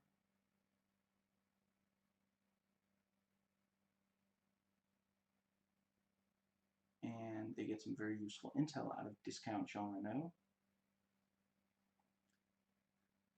It no longer feels like they're giving too many positive things just to Elena. It feels more like they've spaced out and given to all the agents. I quite appreciate that. And Jack doesn't want to give Vivian any details about his father problem. Dad, where are you? Frank. Good thinking. If he's forgotten you, he might still respond to his name, which he's been responding to his entire life since childhood. And Frank thinks that he's a child. As far as I know, it is realistic that he's thinking he's in situations from earlier in his life, as long as those are ones that he remembers well. And so far, they seem to be ones that he would remember well. The day he proposed to Doris, a time he accidentally broke a chair and his father hit him. With how complex the brain is, it's pretty wild that we don't have way more problems with it than we do. But yeah, there are certain brain problems that you can get very late in life, where your brain will tell you that you're you're a different age and a different situation than the reality. And what are you gonna do? It's your brain telling you that. How could you possibly, you can't really argue with that. Jack signs the papers. Samantha confronts Donna, and let's see. Yeah, she admits the one thing she remembers, or one of the only ones, but there's clearly something weird going on, because there's a kid and some flies feasting on, what's that say? On blood. Unless that's Damien, son of the devil, her memory is messed up in some kind of way. This was another really interesting break from formula. This kind of mysterious flashback was, this is, there are other shows that have this kind of thing happen much more frequently, where you have to interpret a flashback or a dream sequence or such. But mostly on this show, there will sometimes be lies, but yeah, so far in the show, that's not a spoiler for the rest of the show, which I'm not even sure I've watched any of the rest of the show. So far, almost all of the flashbacks have been telling the truth. There have been a couple where they've lied, but and certainly this with, clearly there's at least something wrong with the flashback. The way it plays out, it can't be real. If she stabbed a guy and there was a kid there, the kid wouldn't have just been standing there like that. She stabbed him in response to assault, but he was stabbed 7 times, which seems kind of excessive, but then it might be a reaction to trauma. Danny points out how many inaccuracies there are between the body that was found and then the flashback. We'll find that before we find wasps in December in New York. Donna continues to be defiant. You understand her frustration. Her character almost gets frustrating for the audience. I think if it was an hour instead of 40 minutes, it would have ended up getting frustrating. But yeah. This is another episode that does a pretty good job of making things more visual with Mac the tech guy. But what with Mac the tech guy? You look like crap, thanks. Jack and Frank have never been the type to mince words.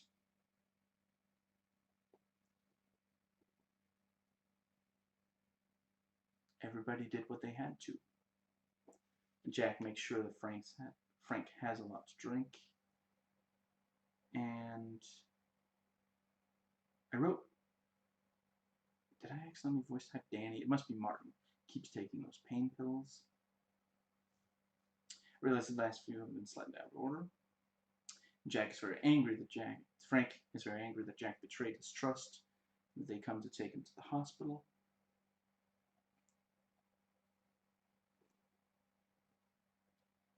You were stabbed. That's right. Did you find my watch? We're not here about that. Yes, that's the spinoff. Missing watches and jewelry. Sasha fires Donna. Sasha chases the guy with a knife, but then we're told he did take karate, so I guess he actually did think he would be able to handle the situation. Before he says that, we're sitting there like, are you out of your mind? I don't care how expensive that watch was. It's crazy. He could have straight up murdered you. If a guy with a weapon, just let him go. But yeah, he took karate, and unfortunately, sometimes people who take a little bit of self-defense class, they end up thinking that they can handle situations that they absolutely 100% cannot handle. What was that line? Blow me and your 2 weeks of karate at the mall can blow me too. Prussian mall, whatever. Yeah. I think you get the reference. So apparently Donna stabbed absolutely no one, and her flashback and memories really were from the place with the stabbing. And it's a stage name. Perfect.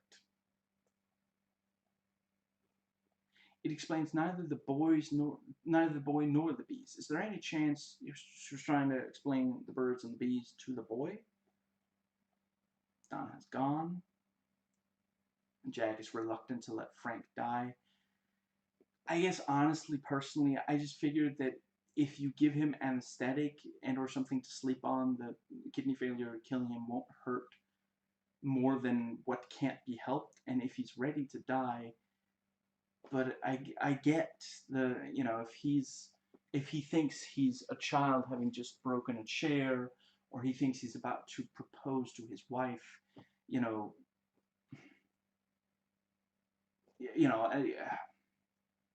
don't know. If someone is in pain and communicates that they're ready to die, I'm extremely reluctant to, what's that line Dr. Cox has about how modern medicine is about keeping someone alive until they die, or something like that. Postponing death, as far as Is this idea that it's automatically better to be alive than dead. I get that once someone is dead, you can't bring them back to life. Well, once someone has been dead for long enough, you can't bring them back to life.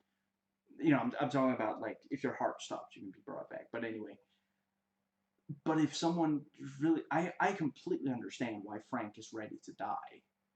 He's never seemed particularly happy with his life, as far as we've seen in the show. And in that one episode, he tells Jack, my life ended the day she died. And again, we know that, that was maybe 20 or 30 years ago. Or, yeah. Excuse me.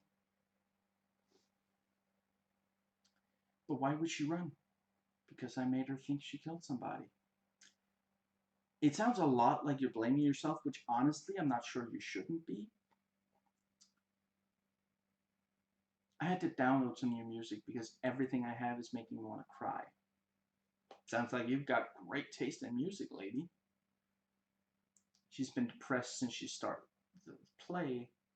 So her name is Carmen, and she watched her little brother suffocate due to bees stinging him. I wanted to swallow the cabinet, but I couldn't break the lock. Pretty sure that's why locks exist. You would probably have to break the cabinet into smaller pieces before you could swallow it, but I mean, I've seen guys swallow swords, so, you know, if you got the right attitude, you can make it happen. So the trauma was what caused the amnesia. That makes a lot of sense.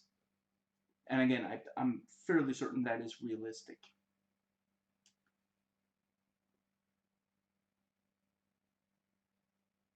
We spoke to your mom. She's flying out here. She's going to tell you everything. Her arms are going to be really tired, though. I got this bladder infection. It hurts like something else. What does it hurt like? I'm sorry. It just sounded like a, stand-up comedian kind of, yeah, Rodney Dangerfield kind of thing. You're supposed to ask and then have them respond. Do you know who I am right now? No, but you're a pain in the ass. You should send him to Canada. One of the few post-John Ritter jokes on the show that I like. R.I.P. You can't do that. Don't tell me what I can't do, Frank. Frank isn't responding to Jack. I mean, I guess, yeah, it must be that he died just like that. I thought that kidney failure was a slower and much more painful death. I wouldn't expect him to be able to just sit there and die in the seconds that Jack was gone, but I don't know. Maybe it's possible. I've heard that it's extremely painful. And I mean, I guess slow is a relative term in this kind of context, but slow. I love you. Got a lot of good that's going to do him now that he's dead. I don't know. I guess I just felt really morbid while voice typing. I did record these notes the day after watching the 1978 Dawn of the Dead, which I watched the day after watching Joker, the movie. So yeah, maybe that's why. But I do acknowledge that was a lot of morbid jokes for just one episode. Blood Out. This episode does not play for me off the DVD. Now, let's see. Paramedic. Gang members. Jack's father wanted to be cremated. I don't remember that at all. I'm sorry.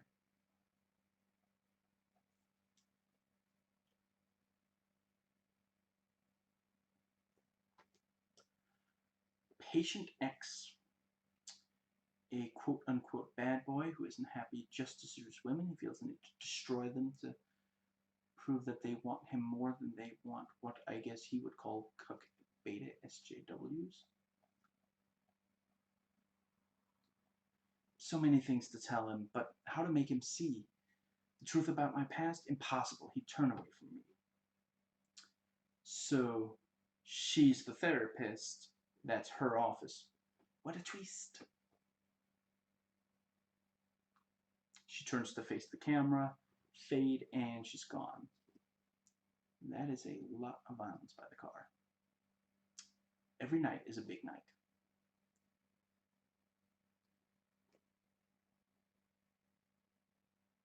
Whoever did this wasn't taking no for an answer. He comes in, she gets off the phone. He's like, "You okay, lady?" The next day, she told me she terminated him. I didn't ask if she meant the Arnold Schwarzenegger way. Be creative and keep it legal. It's more fun the other way, I appreciate that she realizes that, she does have to say, after saying be creative, she has to specify it should still be legal. Don't shrink a shrink. Honey, I Shrunk the Shrink. I'd watch it.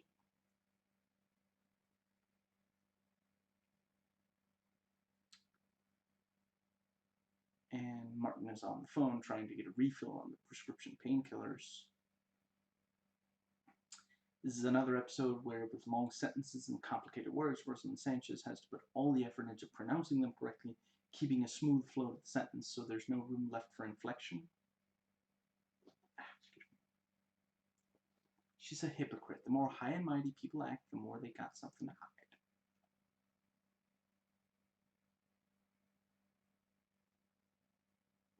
Excuse me. So how's your sex life? Everyone has their own system, but I'm guessing FU is for follow-up. In other words, when therapists use those two letters in that order, it means something very different from what regular people use. I like the therapist starts asking Martin, he's like, what's going on? And she's like, follow up, FU.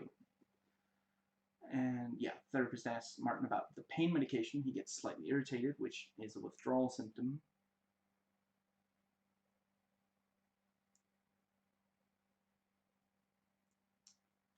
And did I mean to voice type Martin? Anyway, Martin or Dan expresses irritation with Gina's situation when talking about it with Samantha. Elena has trouble keeping up with Drew. Turns out Gina knows the man Drew was with. And Gina tells Drew not to see the man again. Vince has kind of a Boondock Saints Brothers thing going on. I forget, the guy who also plays Scud in Blade 2. Excuse me. I like the actor, but I forget his name right now. Vince really does have Gina pegged. And she was attracted to Vince because of his smell. Richard makes a really good point about why Gina sought out Vince. Why do I keep doing this? Because Vince is like a lot of rakes, and you are like Sideshow Bob. I'm sorry, that's just the first thing. Yeah, now I'm certain. I accidentally kept saying Danny when I meant Martin. Martin is having more and more physical symptoms of withdrawal, itching, and the like. And the program just warned me about the stream, but there's not really anything to do. And it's still live, I can tell, so that's the important part. I was just about to call the police. You just saved yourself a quarter. Probably get a coffee with that. Just settle down, okay? Start from the beginning. My father first met my mother in '63. I have to admit the flashback with the Wall Street guy is a little less effective because we know neither of them end up shooting him because he clearly hasn't been shot. It's let's see. Maybe they should have been like security camera footage and we can magically hear what's being said or something, and then let's see. And also this would have been a good time to have a flashback where the audience, what does that say? Can tell a thing that the audience involved can't. Gina tries to shoot Vince, but the gun wasn't loaded.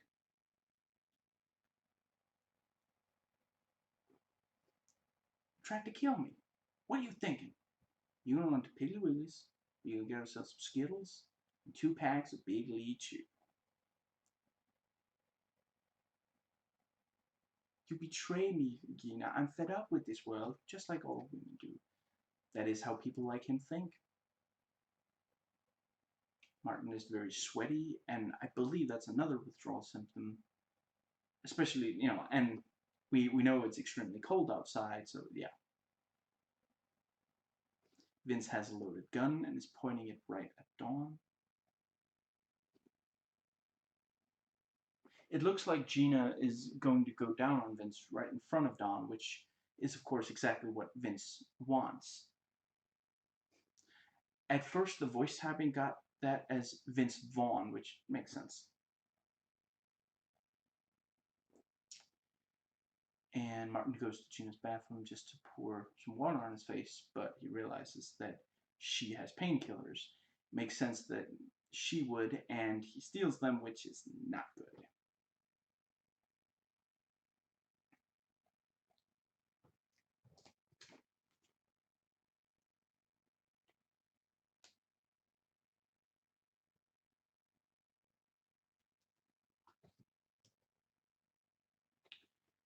Rage. See, again, this is completely coincidental, but I did just very recently rewatch both 28 Days Later and 28 Weeks Later, so yeah. And it's about how spousal abuse and abuse of other family members carries through generations and all the damage it does to the victims and those who perpetrate them sometimes genuinely feel like they can't help it. They can't control their anger.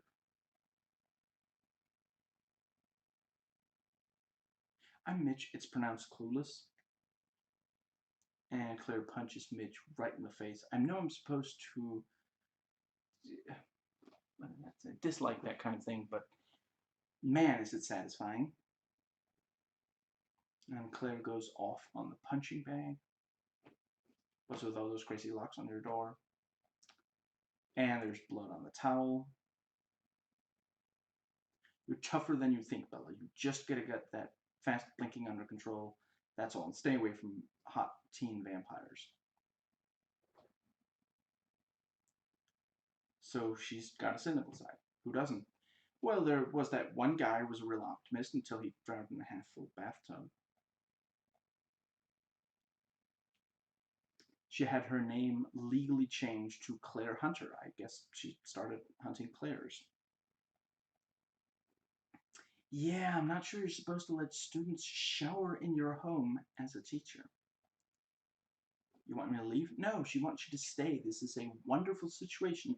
She wants to keep it going for as long as at all possible. She tutors Ray after school every single day. That does sound very suspicious. It's a small group of gifted kids like Ray. I mean, I guess that's one way of saying that he's the only kid there. You know, gifted kids like Ray. Turns out there are no kids quite as gifted as Ray, in the area at least.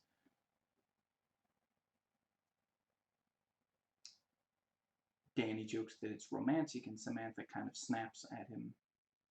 Hits closer to her, closer to home for her. It's closer to her for.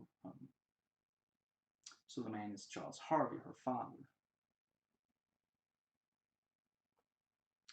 And Claire wants Charlie to tell Ray what to expect to happen if the situation at home doesn't improve. And she points out how long it took before she could trust anyone again. And that is true. That is something that happens with a lot of people who have an experience like that in childhood. And the blood on the towel was Ray. And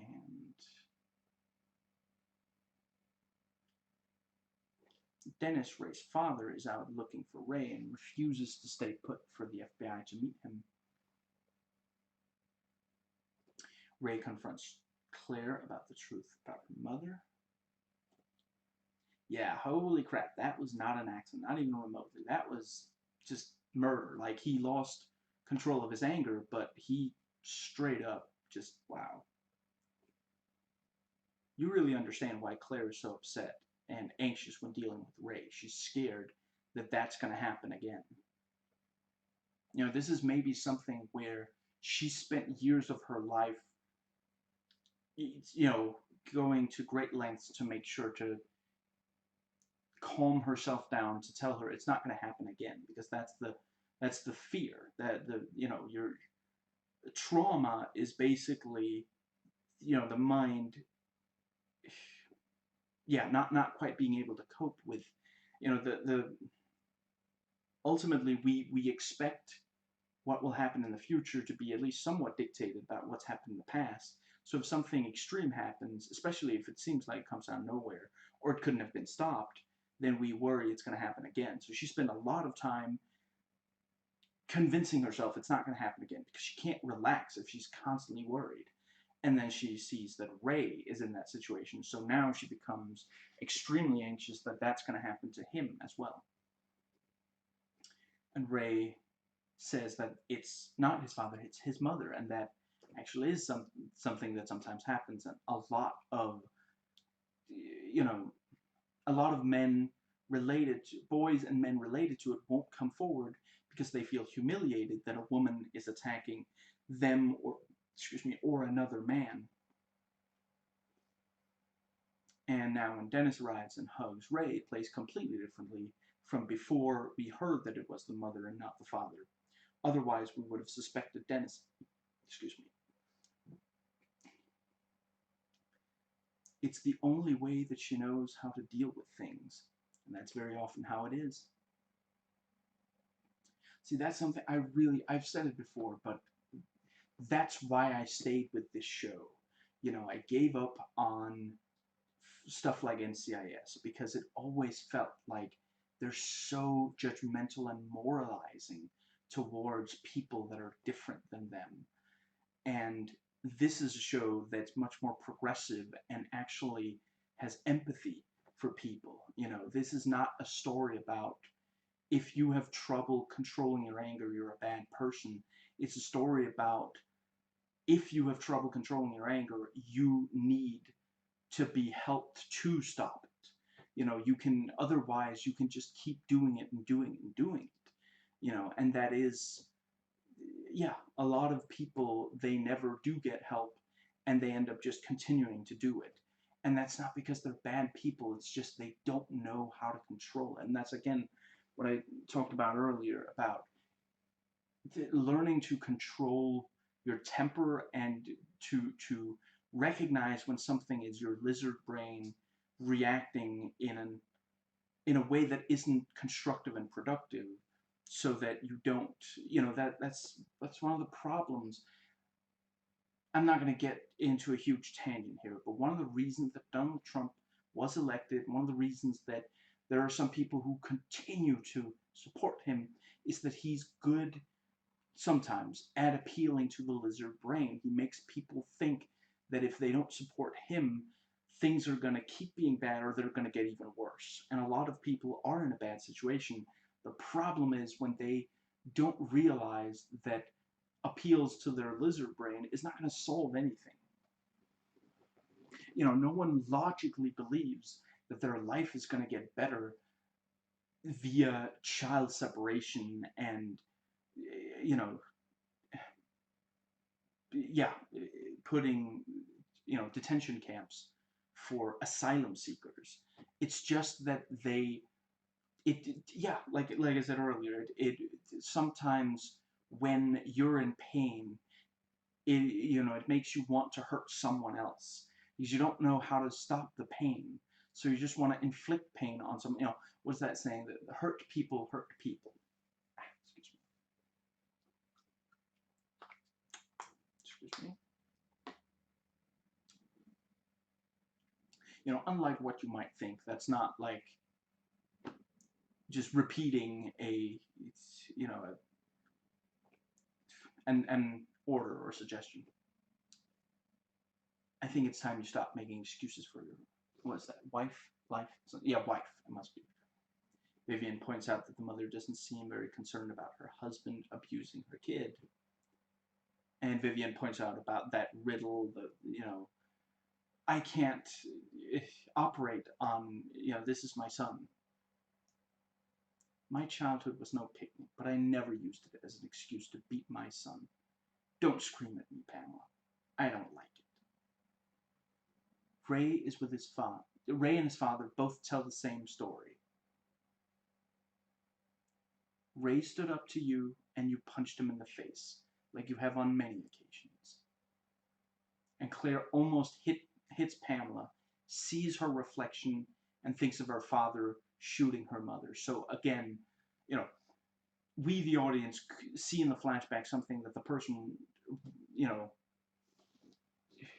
saying the things that we're seeing in flashback couldn't possibly know.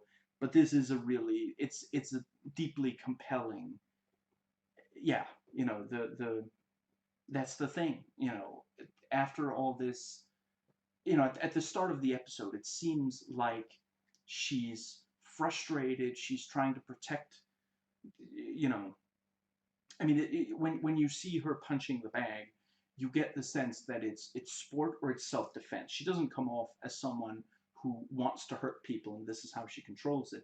And she does, you know, overreact with that guy, but he's really skeevy. But you know, and yeah, on some level, you know, in her mind, this is someone who, like, well, no, wait, no, it's not so much that she, no, it's just that she's in a situation where she's very frustrated, so she loses her temper.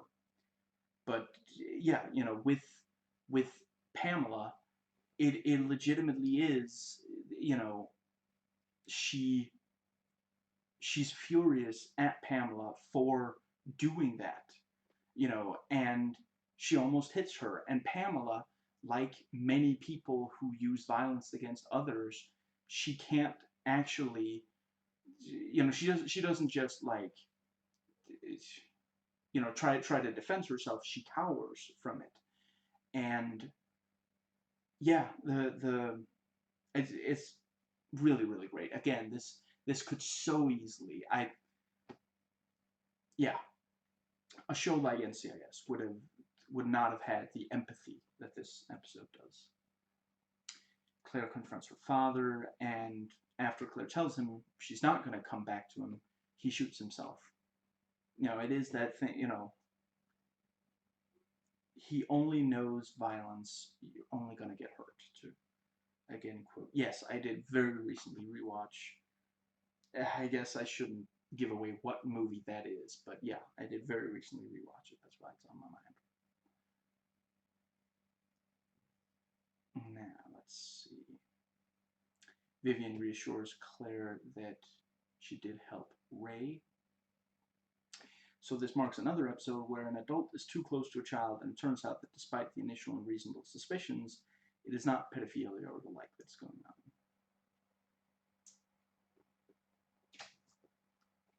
I guess I should make sure that that is in, let's see.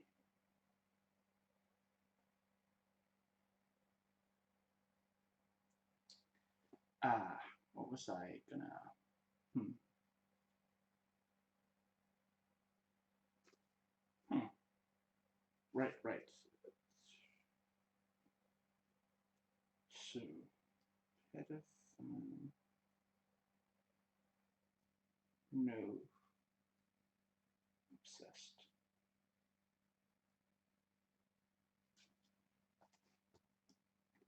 So, that brings us to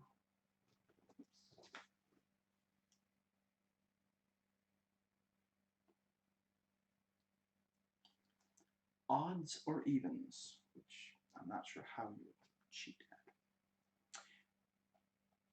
For at least a few seconds, I honestly thought the cops would turn out to be fake and kidnap Andrew.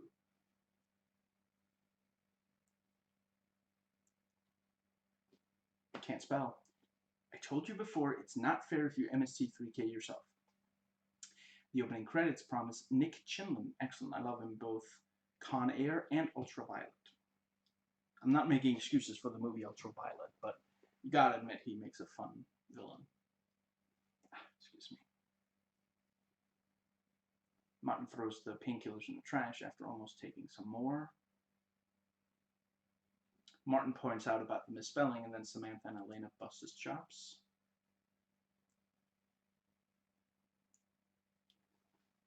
They don't know where he was for 3 days, and he wasn't with Charles Murray.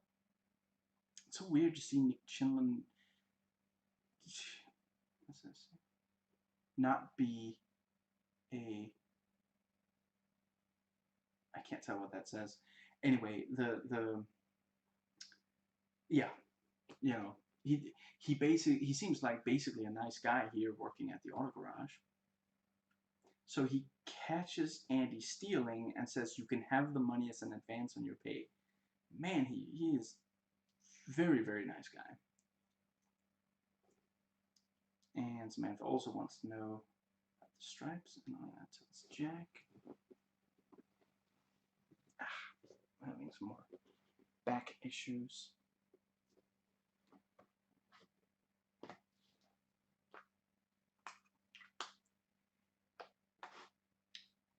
Jack heard Elena say that it didn't go well and asks them, so, what does that say? Samantha tries to cover, and Elena doesn't. Yeah. Jack got the tie as a gift and won't tell them who the woman is that gave it to him.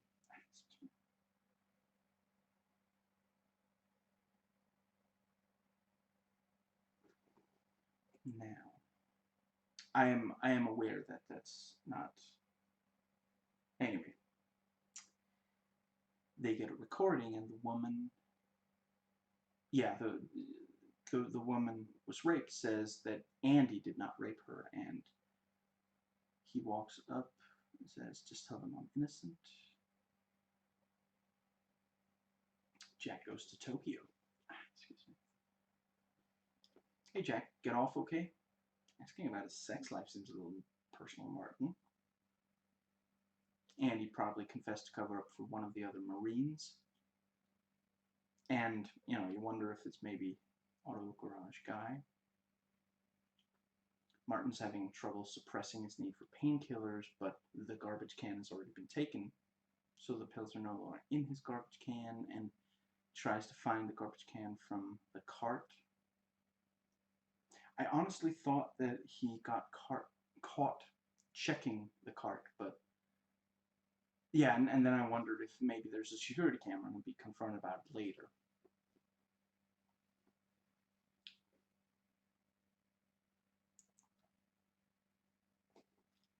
The NCIS guy asks who won the game to see if he really did watch it. And 4 days later, he turned himself in. And they think they found the actual rapist. So because of the gambling debt he had, he had to turn himself in, so they're probably protecting the guy who actually did it. And the raped girl's father says that he would have killed Andy if he knew where he was in the country. After I was raped, my mother tried to kill herself. My father decided sending the wrong man to jail was better than no man going to jail. A week ago, I found out I have a son, and his mother won't let me see him because what she thinks I did to you. What happened to you was not your fault. I really appreciate the show has someone with the authority of Jack say that. That's something that too many women think about themselves, that if something bad happens to them, it was their own fault.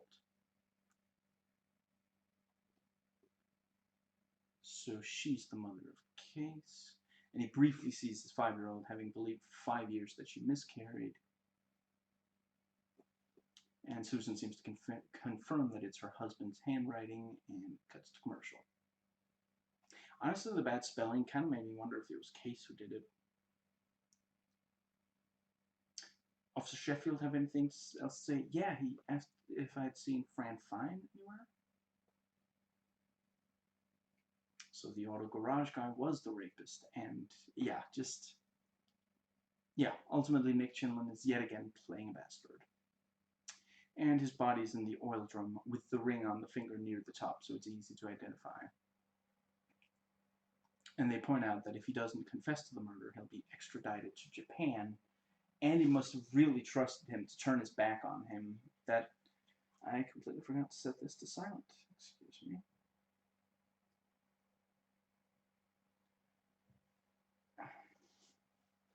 Very emotional scene as Elena tells Andy's mother.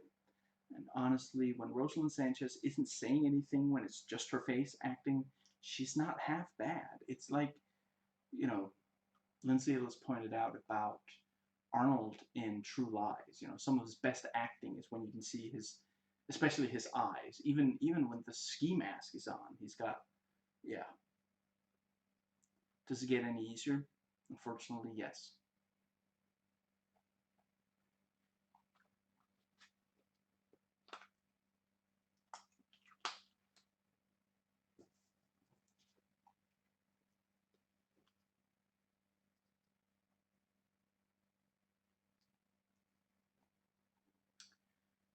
brings us to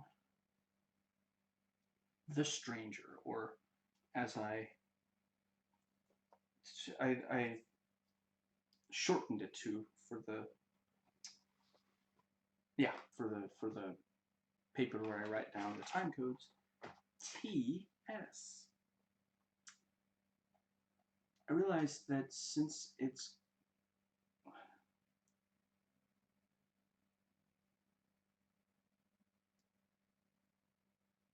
right, yeah, I realized that since it's cutting around to different conversations, the person saying, what does that say? How he sculpted it, and the person saying, I agree, are not actually talking to each other, but I do find it funny to imagine that they are.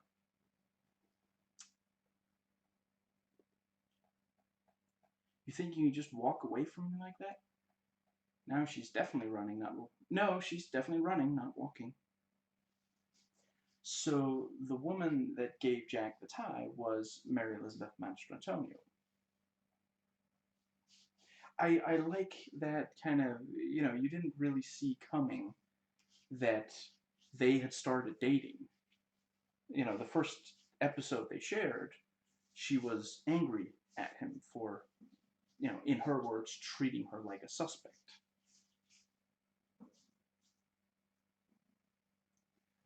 Now, they used the time up before the opening titles on Jack with Anne, so when they put the picture of them, put up the picture of the missing woman, it's the first we see of the agents dealing with it. I know the guy playing the bartender from something else, but I can't quite place it. I like the guy playing, what does that say, the husband. I've seen him in something else. I can't quite remember what it is. I like the interplay between Pete and, what's his name? Yeah.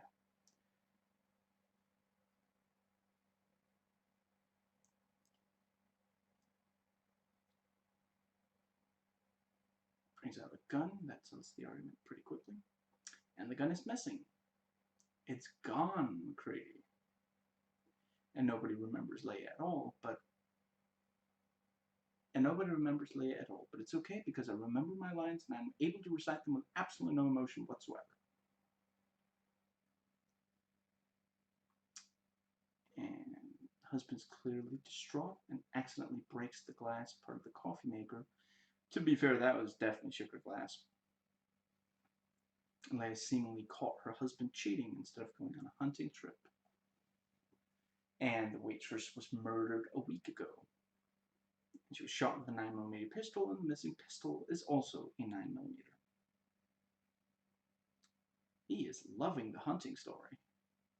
So Leia moved the plates. Presumably she thinks each plate represents a different girlfriend, and Samantha just specified it yes. So when Leia went to the place, Mary was already dead. And Leia seems to realize something when she was told about Mary, which makes us wonder, does she, if she knew who killed Mary. And we see quick flashes of killings, and each time it's Ken, so he's the one killing, they think. So each plate doesn't represent a girlfriend, excuse me, it represents a girl he murdered, and him flirting with her first does make sense as a way to lower, her guard.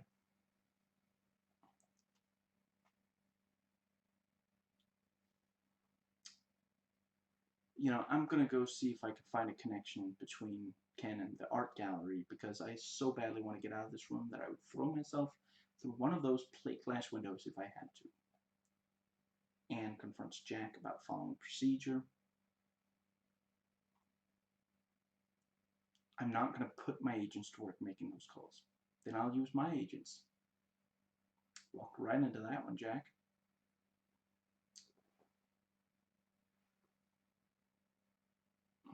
So yeah, it wasn't stalking, but what is that saying? Yeah, his sister was apparently one of the victims, so Leia was obsessed with her. Yet again, something seems violent, but turns out to not be what we expected.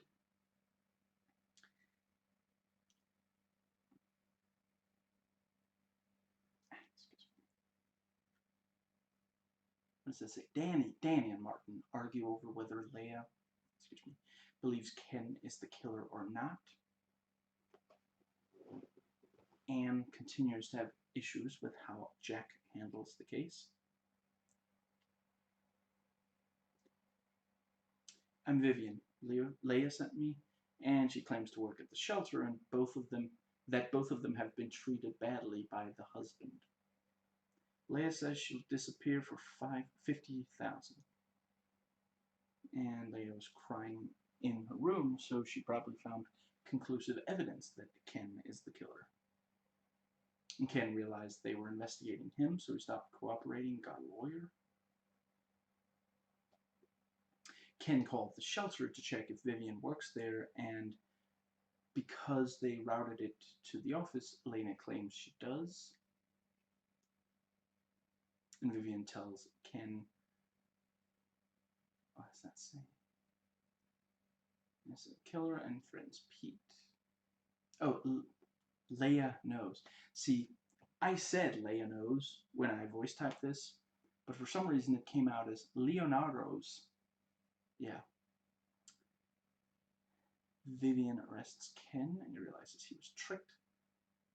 Now that he hears she's an FBI agent, that was a great, like, that was such, I guess, is catharsis the, like, I'm not sure exactly what the word is, but it's so satisfying. Excuse me. And she's the one who says, FBI, we're taking you in. Yeah. Excuse me. I'm sorry. You really could have screwed up my case. I meant about it this morning. Mary Elizabeth can act. Excuse me.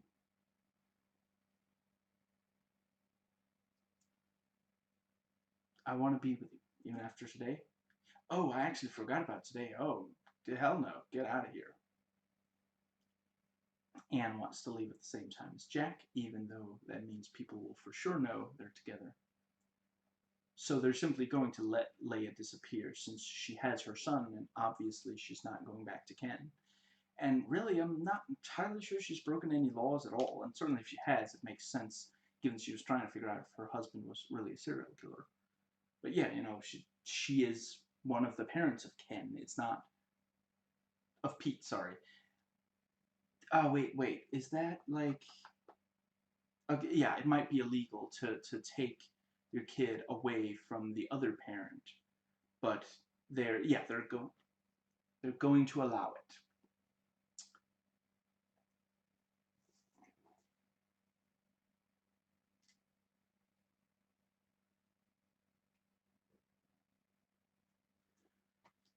The little things. She left me roses by the stairs. The kid seems like a pretty good actor for his age. I feel like I've seen something else where he was also good. Great reveal with the guy being reflected in the car window. Who took my son? Someone who knew his routine, when he'd be at home, when he'd be at school. God. Any particular god or gods in general? Another environmentalist group said to be radical. I wonder how they will be handling this episode. Danny notices Martin as being irritable. Martin being irritable.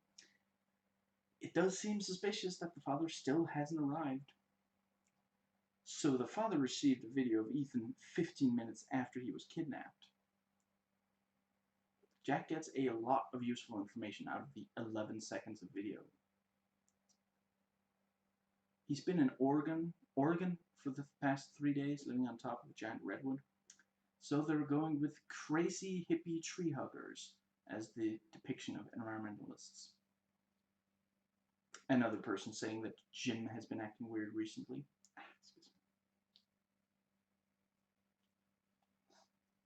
Danny again notices Martin is behaving irritably and the like. Really uncomfortable to see Martin basically harass Ethan's mother. I'm not taking a sick day. We're in the middle of a case. And Vivian didn't even take a sick day when she started having heart problems. She collapsed at the end of an episode. Alright, maybe I should take a sick day. They find Jim. I don't have a choice. Yes, you do. You have a choice. You're just refusing to take it. Again, I know this is a complete coincidence, but literally right before I started watching this episode, I watched the What Went Wrong video by Wisecrack on The Matrix Reloaded, where they point out that the big problem was that it's all about determinism, about how Neo doesn't have a choice. Excuse me. I'm really glad I'm not superstitious, because I would be freaking out over all these complete coincidences. I'm not going to let your son die because you're an idiot. You hear a crying child inside and bust in and see it's just that the kid is unhappy as they're eating. It's not crying. It's not Ethan crying for help. It's kind of funny. It's really heartbreaking that this woman lost her young kid because of this drug trial. It clearly really upset Jim. Why are you protecting them? Pad out the running time, mostly. And Jim thinks that the suit guy, Mike, knows where Ethan is. It's absolutely absurd. Absurd. I don't like that word. Absurd. You could have just said no.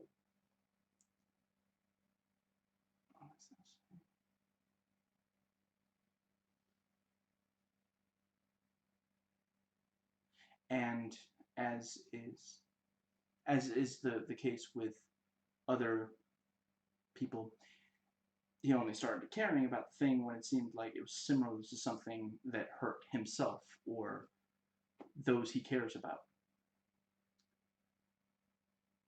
I know what happens to whistleblowers. Again, super, I don't know, ironic coincidence, but whatever, that I watched this episode while, you know, Trump recently called for executing the whistleblower. And I have trouble getting information about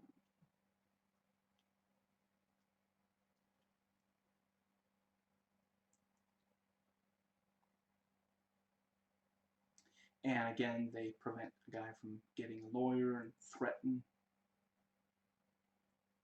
I will say it's mildly amusing that Jack, I don't know, sometimes I do find things amusing that I know I really shouldn't. But yeah, you know, he picks up the phone, and you know, Vivian picks up on the outside.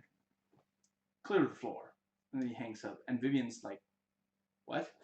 But the guy in the room, he can't hear that Vivian reacts like that. And like Jack goes on to say, you can't see through these windows, of course, since it's an interrogation room. And then he says, right now, every single agent's clearing the floor so no one can see it. It's like a tree falls in the forest kind of thing. I should get a lawyer. Go ahead, see if you can make it to the door. Sometimes I do find that somewhat, yeah, I know I shouldn't. But it is, again, thankfully it's not that frequent that they break the law and prevent people from getting lawyers and such. Excuse me. At least so far.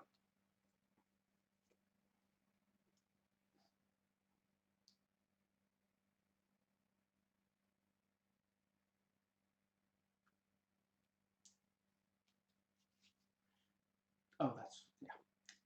I got Ethan. I can't see the, what's this? Yeah, whatever. He's still here. There's no way he's leaving without the kid, without the money.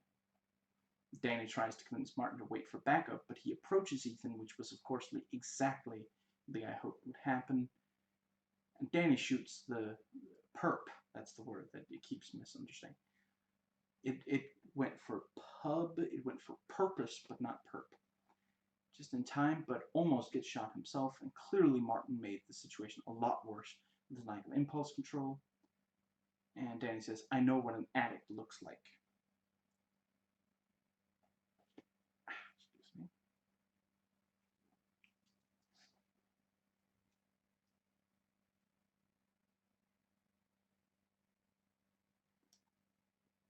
Check your head.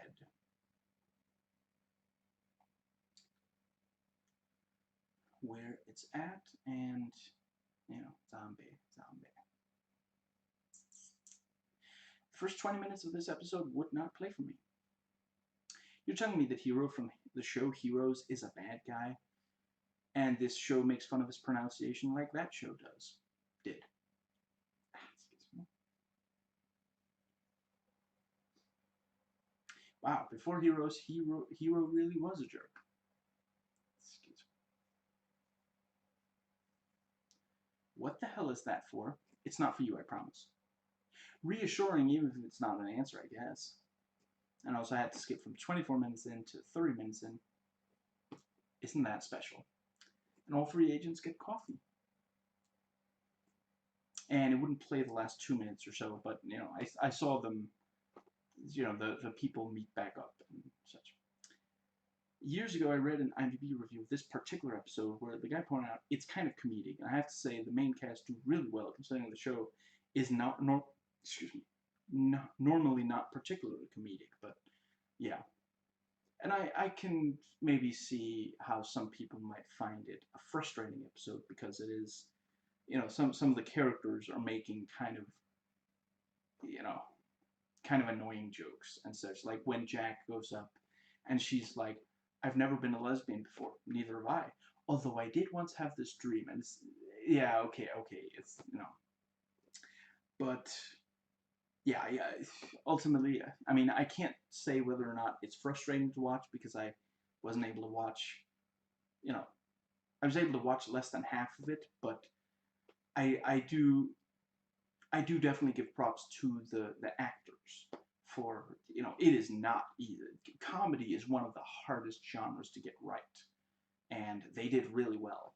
You know, even like, I didn't see all of them crack jokes, but they all participate in comedic scenes.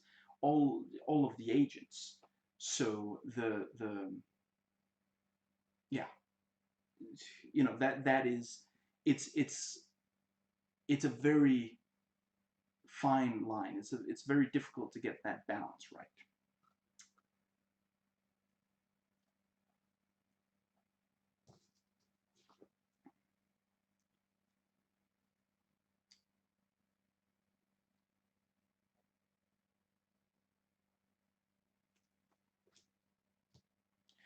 The road home. A 15-year-old tries to keep his three younger siblings out of foster care and ends up in bad situations because of it. The light was yellow, sir. Matt is played by Martin Bedell from the Sarah Connor Chronicles. Very cool. I love him in both of these episodes. I had to skip from around 2 minutes in to 5 minutes in. You know, according to Sarah Connor Chronicles, there is a chance that Martin Bedell can run faster than he can move on the bike. Yeah, that's a spoiler. I'm not going to give that away. That's a lot of work for such a bad fake. Danny gets annoyed with the tech for tricking him into thinking that little thing was a camera. That was kind of funny. That, you know, that's a camera. And he's like, oh, okay, I'll hold it very, very, you know, gently. And then, you know, they talk a little, and then Jack's like, that's not a camera. And you know, the tech guy's got like this grin on his face, and Danny just throws the thing into his, you know, into his hands or something, you know, not violently, but just, yeah. See, these are the kinds of things, if this happened every episode, I'd be really annoyed. Like, you know, NCIS is, I don't know if it still is, but the seasons that I watched, the first, I don't know, 5 maybe, so eager to constantly have quirky characters. He has an excuse for the wound on his arm. But I just let it go. If you start singing, they're going to arrest you. Martin flashes his badge and then realizes the door. Yeah, you know, he gets his badge ready, and then you realize the door has been opened by 2 small children. So 15-year-old is watching over these 2 kids. And they get takeout for the 2 girls. I thought that whole thing was very sweet. And it's like, yeah, you know, if it's, yeah. They got a 3-day eviction notice. This sauce tastes funny. The implication being that he made it using ingredients that are too old. Yikes.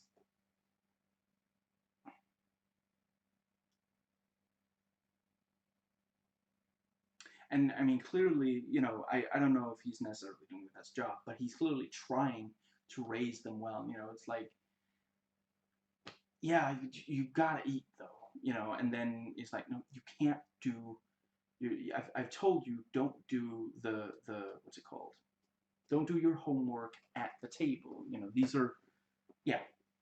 I'm not gonna get into a long, you know, go off on a tangent here, but yeah, these are things that you need to, yeah.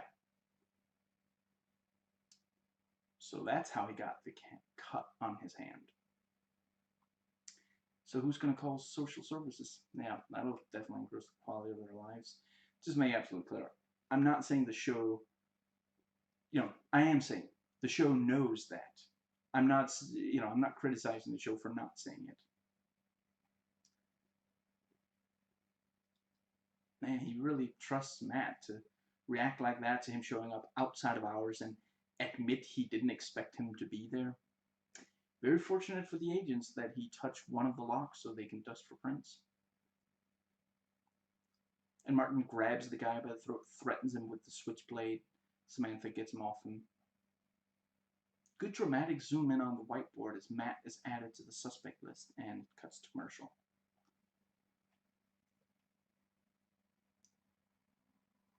Matt's mom looks like she was hit very hard by the consequences of drugs and other aspects of the lifestyle she lives. They've done a great job on the makeup. This is especially clear when you see how different she looked before she left Matt. They'll genuinely almost have Matt's mom say she's getting a pack of cigarettes. And Danny won't tell Samantha what's going on with Martin. I do agree there's no reason for Danny to get in the middle of it. It's not as though Martin can't clearly explain what's going on himself. He just might be reluctant to do so. A black person calling the cops on a white person for no good reason. Well, that's a first for everything. What is this, opposite day? And Samantha enters Martin's place and is like, oh, the maid's been here. As an alternate version of that, I have no idea if he still has it, but years ago, I guess decades ago by now, my father used to have this sign, and it's not like he does try to keep things neat, but you know, for fun, for shiggles, he still had this sign that said, "It's not always this, you know, messy around here. Usually, it's worse." Samantha finds Martin's painkillers on the table. And Samantha clearly wants to help Martin. So he didn't mean to fire the gun, and it wasn't his gun, so we have another convenient out for someone who commits violence, but to be fair, this is at least a realistic depiction of what happens sometimes when someone tries to defend their property with a gun. Samantha realizes where Matt went. You'll be 18 in a couple of years. You can file for custody yourself. Unfortunately, from 35 minutes in, it wouldn't play the rest of the episode.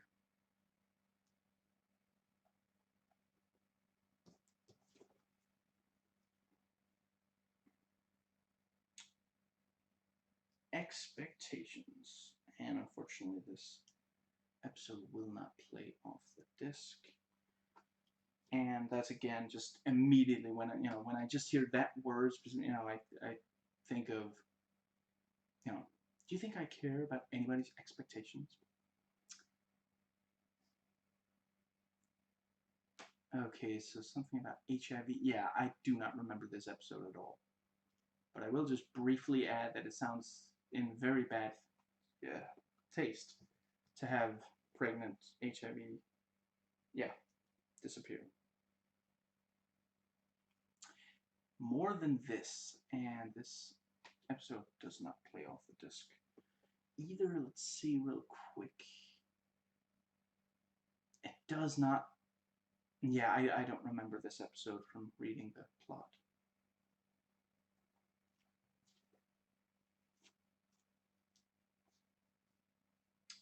Shattered, which is what the Truth of City will be.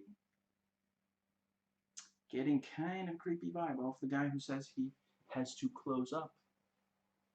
You already really get a sense of her pain and anxieties, even from just the first 2.5 minutes before she disappears. How much you pay her? $50. Good parenting. A bribable child is a controllable child. Jack wants,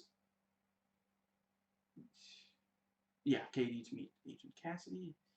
She really has great comedic timing. She is so uncomfortable with that idea. Excuse me. I forget if it's this episode or another, but it was kind of amusing when, like, Danny is, like, uncomfortable around Anne, so he refers to her as Special Agent, he's like, Special Agent Cassidy, and she's like, Special Agent Taylor. And then, like, she chuckles, and Jack is like, yeah, sometimes he's just, like, he's so afraid of, like, insulting her by, yeah. I mean, when you refer to when you, yeah, that's her title and her last name.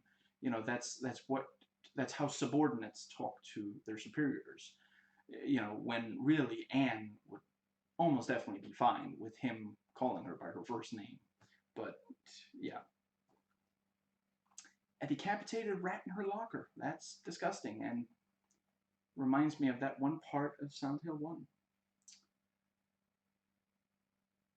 Man, I miss video games.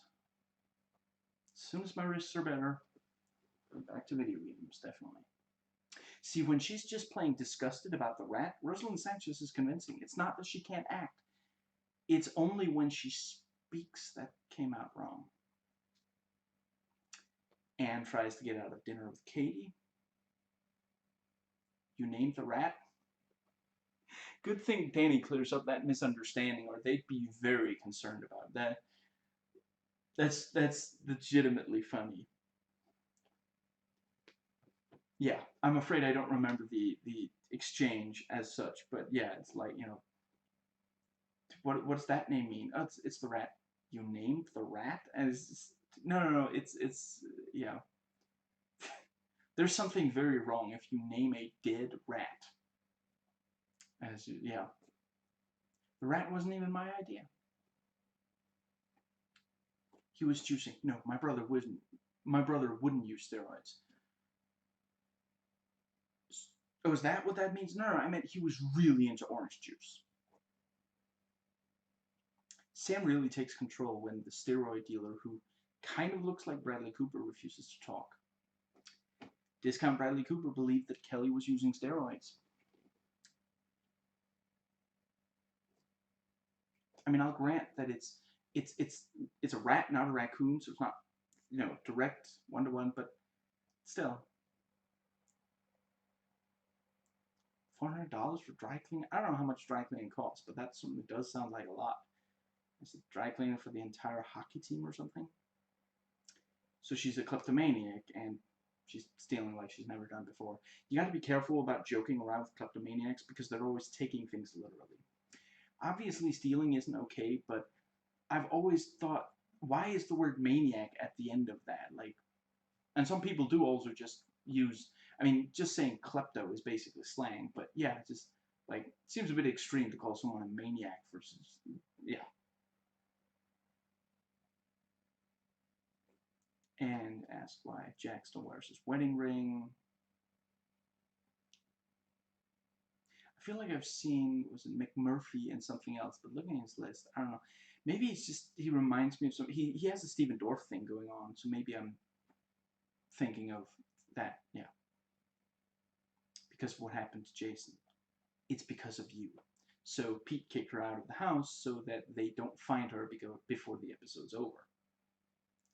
And they search near the pond. I don't know if it's the actress or a body double or something, but whoever does Kelly skating is excellent. Actually, in some of it, it does look like it's really her. So they found a 15-year-old actress who was also great at skating. That really, yeah. And Jason's played by a former child actor.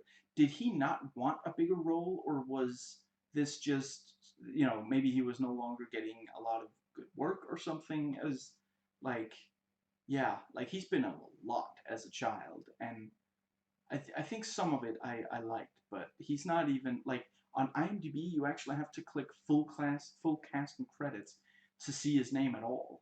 You know, and he only appears very, very briefly in the episode. I don't know, maybe it was a favor or something. And the dinner between the three starts out very awkward.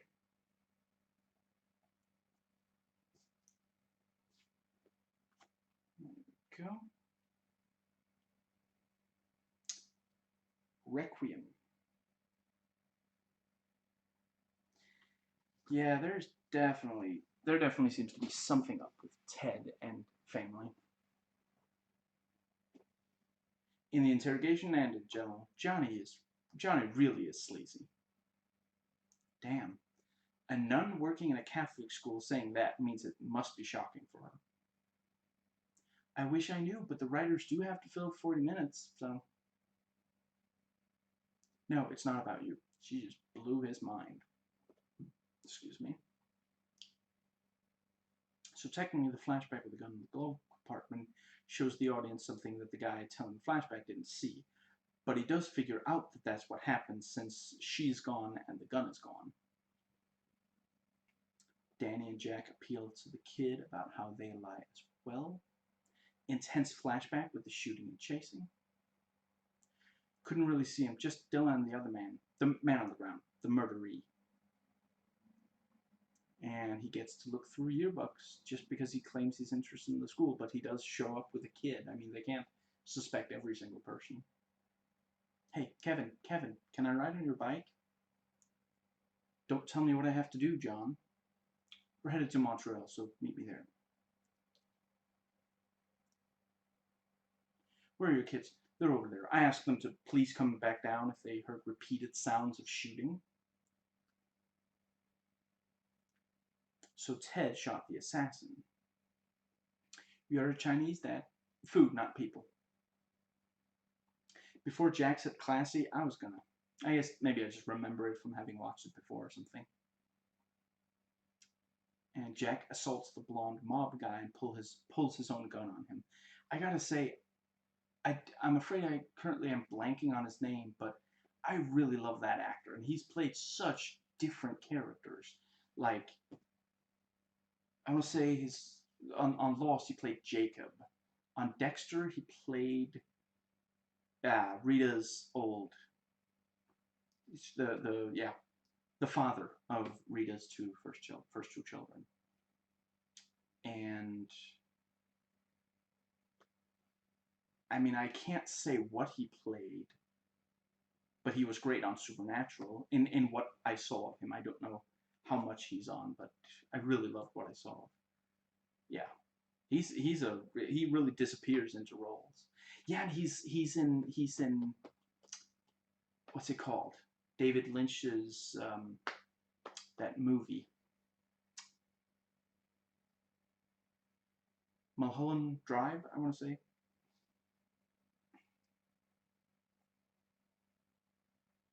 For sure, if there's more than one movie with the name with the word Mulholland in it, I certainly never bought the wrong one thinking it was the David Lynch one and still own it on DVD because I almost never throw DVDs out, no matter how little I. Actually, I don't think it was a terrible movie. It was just, I mean, I sat down hoping to watch David Lynch, and it's not exactly David Lynch. White balance.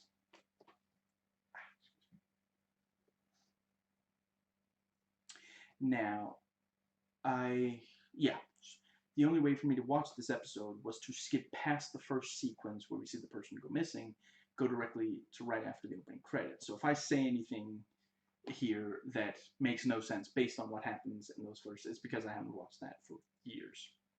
Viola Davis, very cool. Scout Taylor Compton, who I think I've only otherwise seen in Rob Zombie's Halloween movies. What is that? The tattoo. She's got a tattoo, butterfly, right above her ass, man. In the streets of Warren, Michigan, we call them tramp stamps. So the CD allows for changing of grades, but when you just put it in, it looks like it's just, bootleg music. Jack is told he has to put the agents on the Emily case, moving them away from the Darnell case. Zoom and enhance cliche. Real quick, I never got around to voice typing it, but I guess the implication there with the ending, maybe I missed something, but I guess the implication is supposed to be that the audience we're not told which, one of the people they were looking for was found dead, the other was found alive. But again, as far as I could tell, we're not told, we don't get enough information to deduce which is which. And then Jack knows, and he approaches both mothers and is about to tell them, and they both look hopeful. Fade to black, cut, end credits roll.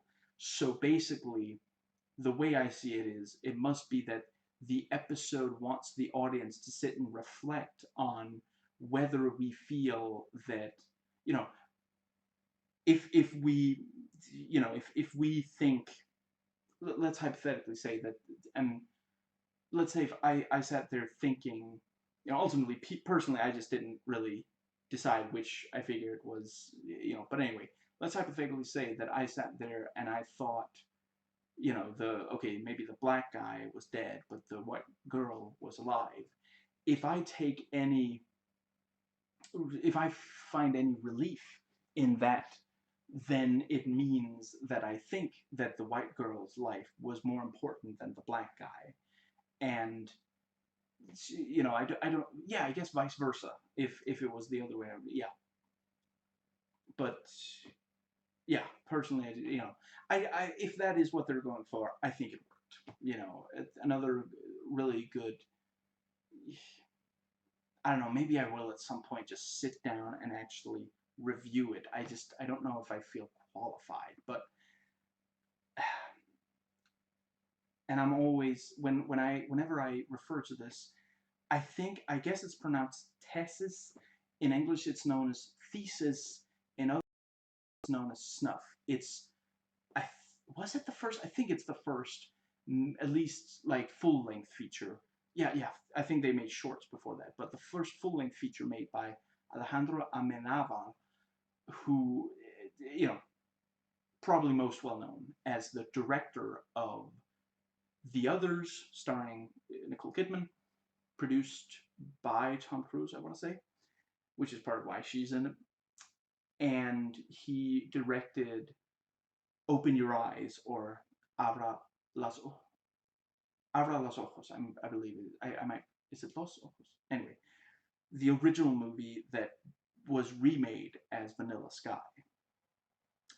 Anyway, that movie, I'm just going to call it Thesis, because that's the one that's what I'm going to call it. So there. That movie also has scenes where you're told you're going to see something, and then you don't see it. And you kind of have to sit there dealing with the fact that on some level you kind of wanted to see it. But I'm not going to detail exactly. Yes, I probably will eventually just make a vlog about it, specifically about only that movie. Anyway, I feel guilty gossiping. You'll get over it. The two mothers discuss how race affects the media coverage. And Vivian gives Audrey advice on how to handle the media situation, how many agents are on Darnell's case. The guy trying to talk Jack into media is the exact right type. I'm not sure if sleazy is the word, I guess opportunist or something. But, I mean, he's not Ghost, and I don't remember the third category. But he's perfect for what they're going for. Vivian confronts Jack about the number of agents. While watching the interview, you really get the sense that Audrey might bust in, tell him to look harder for Darnell. I feel like when I watched this episode the last time, I sat there, I wanted her to. I kind of, yeah. I have to do a stand-up. That seems like a pretty tasteless thing to do with a girl missing. Oh, it probably means something else. Jack tells off the scumbag and tells him, "You're a scumbag, scumbag. I'll kick your teeth in if I ever see you again. Yeah, you go ahead and make that formal complaint. I don't care." Clearly does scare him. Audrey talks to Samantha, who tells her to speak to Vivian. Even even when Viola Davis isn't commanding a lot of actual power, she's really compelling. I mean, I think I could watch her in just about anything, honestly. Like, you know, if they put out Viola Davis reads the phone book, I'd probably pay theater tickets. Yeah, they're a handful. Gee, thanks, Dad. You're a lot of work. Audrey confronts Jack.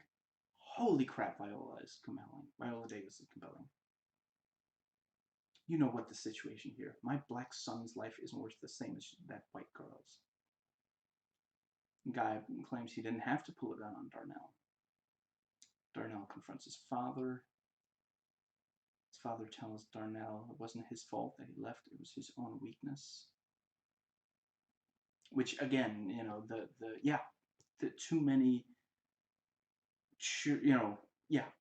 If a parent abandons, you know, yeah, a lot of people blame themselves for if one of their parent leaves or something.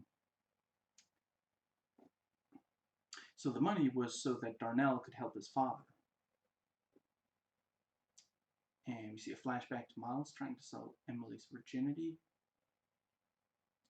And again, really, man, complete scumbag. And Vivian confronts Jack. Vivian gets the information over some money. Excuse me. Darnell found his father dead. Excuse me. They arrest the various guys. And yeah, we have the one alive, one dead.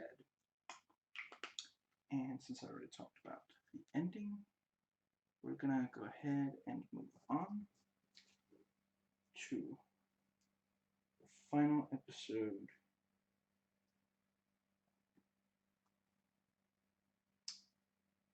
Crossroads.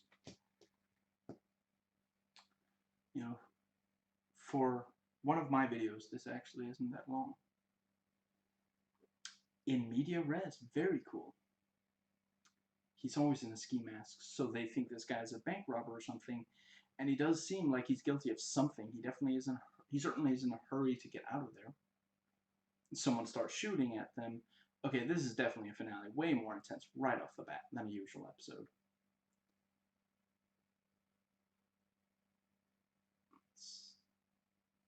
Okay, after the opening credits, clearly their suspect is the shooter or one of them if there's more than one. That's also something I really appreciate. You know, in a lot of movies and TV and such, when you see shooting happen, you almost immediately see who the shooter is, who they're shooting at, and you get a sense of what they're trying to accomplish by, you know, are they shooting to scare, are they shooting to, you know, this guy, he's shooting to get away from them, he's not shooting to kill, he doesn't care if he kills any of these people, he's just trying to get away from there. I always appreciate when they have the guts to stay chaotic, because a lot of times when, you know, that's what you hear from people who were involved in an actual shooting who didn't themselves draw a gun, or like, it's extremely chaotic. The first time, you know, for the first little bit, you have no idea what's going on, who's shooting, or why, or, you know, just, yeah. It's super effective in to see it in this that way. We go to a flashback knowing that apparently the missing person is connected to the robber. So the first time we see the missing person, we do see them fade out and disappear, even though we only meet her after the opening credits. And we see Jack and Vivian on the scene, so we're still in a flashback from the opening with the shooting in the office. Yeah, really, I guess the way to say it is that we see a scene from later in the episode at the very start, and then the episode catches up to that scene. And I really appreciate how it's cut slightly differently. So I don't think that it's any longer or shorter, but we see other people than we were seeing. So we see you know, blanks are filled in. We see what actually, or yeah, we get more information about what happened. We get more useful information about what happened. Where at the very start, it's just chaotic.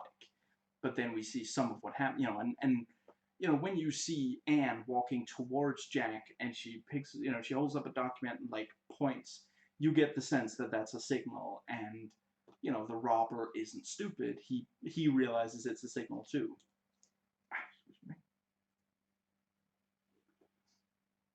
And at this point, I wondered, how a robber got a gun into FBI headquarters, figuring they frisk, and then figuring, well, if they weren't arresting him, if he's just a person, maybe person of interest, maybe, yeah.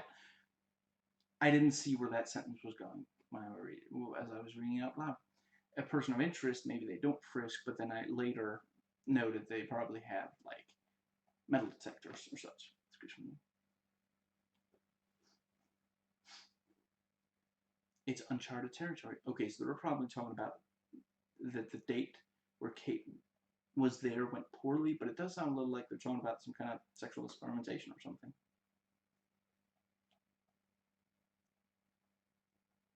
That was several episodes ago. Oh, maybe they had more than one, I guess. I mean, he has the kids every 2 weeks, right, for the weekend. So maybe it was one of the follow-up dates that went badly, maybe. Yeah, that works. And they bring in that Alan guy from the start, who we know later fires a gun, and that they do. Yeah, I'll get to it. Alan and Jennifer are actually kind of sweet together in the restaurant. The brief flashback to the final job was very intense with the shooting. You do the time, he takes care of your wife. Take care of her? No, like, make sure she has all the money she needs. Take care of Grandpa. I feel bad I forget his name, the actor who plays Jack, because he clearly has like a sore throat or something based on his voice sounds in scenes of this episode, but what are they going to do? They can't. And he probably wasn't even able to dub over because his voice was still had some problems, so yeah. I love how the episode gradually moves towards the situation we saw at the start of the episode.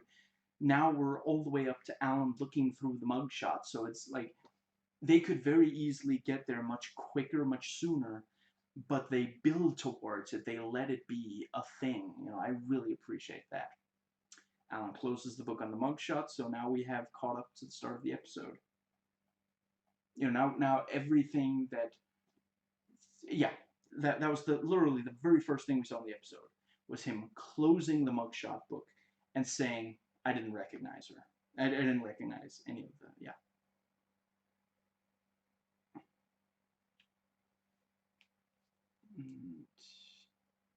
Yeah, and now we see more of the conversation between Alan and Jack, where at the start of the episode we saw some of the other agents. Yeah, we saw them talking about, gotta keep this guy here. Can we do anything? And then we see Alan and Jack walk out. Where here we see what Jack says to try to keep him staying in there. And we see more of what happened, how he grabbed Jack's gun, and he takes Mary Elizabeth as a human shield. And yeah, this is where I noticed that to get a gun past the metal detector, you probably have to be law enforcement of some kind. They find Jennifer dead in the bathtub. This is why Davis came to us. He didn't want us coming to him. That really does ring very true. He didn't realize how quickly they were going to realize that there was something off here. So yeah, they were further along in the investigation than he thought they were. Yeah, very clever. Because, yeah, literally, if he hadn't come to them, they would have gone directly to his apartment. They would have found Jennifer dead immediately. And, I mean, he very nearly does make it. He's on the plane. It's just that Jack catches up to him and pulls a gun on him. He was literally seconds away from at least being able to start the plane.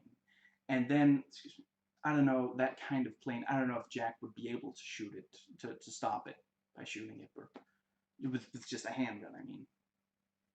I wanted to take a good long look at this. This could be you. You're an FBI agent or an Old Spice commercial. And Anne cleverly disguises giving tips to the other agents about where they are, and then she pokes at him using psychology.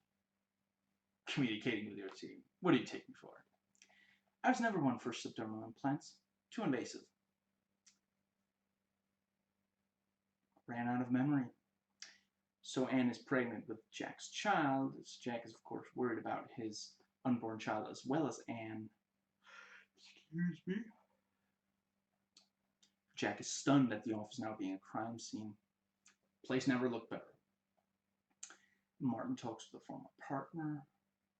So the reason Anne went silent was there was a radio and she wanted them to be able to hear that. They do a really good job of that on this show, how suddenly there was something you just you couldn't quite make it out before, and like the tech will go in and raise the audio level, volume levels or whatever. Let's see, I guess I will real quick add that as well. So right, so without a trace, review, and it's that volume increase hid clue.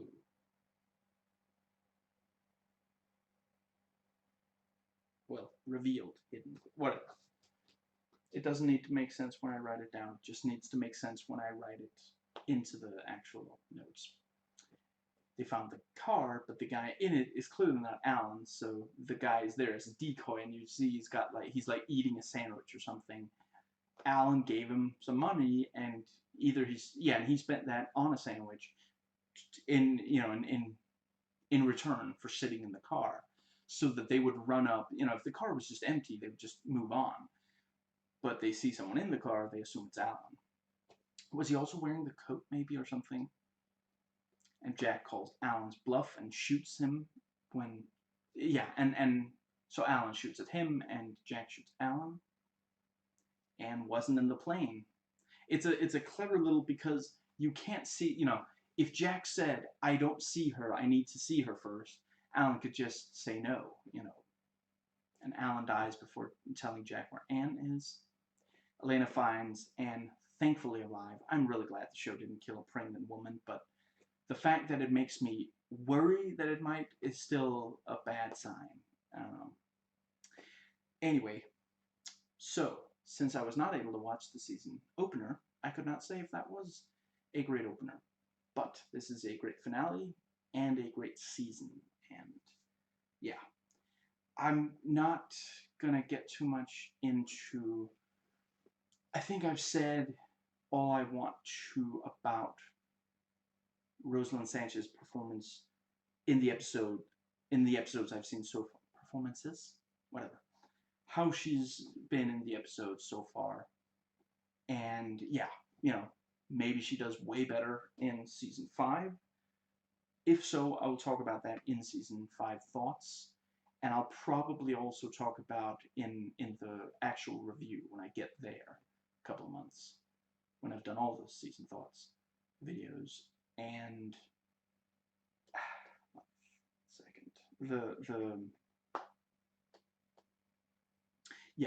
if I think she gets better, so that that is, when you're watching a review and you hear that someone starts out as giving bad performance as an actor, if it's a TV show, you want to know if they eventually get better, so you can suffer through the early stuff. And I guess that the thing with Martin, I guess it didn't really have a conclusion. Or I don't know, maybe the conclusion was in one of the episodes that I wasn't able to watch. But I will say overall, I very much appreciate that they take, that they cover something like that, because that's something that a lot of people who support the war on drugs refuse to accept. Part of it is, in part, the problem is that people get addicted to painkillers, and then they buy drugs once the doctor will no longer prescribe painkillers. And that's exactly what happens to Martin. You know, at first he needs it. You know, he's recovering from a wound. They can't make it not hurt without giving him painkillers of the kind that you can get addicted to. It's not, you know, this is not a case of a doctor being really sinister about it, which is sometimes the case. But the you know, I forget what, there was this case of like one small town where like an insane amount of painkillers were, you know, prescribed for there, and is like literally everyone in town would have to have injuries for, you know, severe injuries for them to need that. And obviously the reason that was there was actual addiction, not an actual need for the, but yeah, you know, and I appreciate it's not, you know, the moment that it's one of the missing people or a person of interest, the audience just sees it differently because they're always going to be a potential suspect.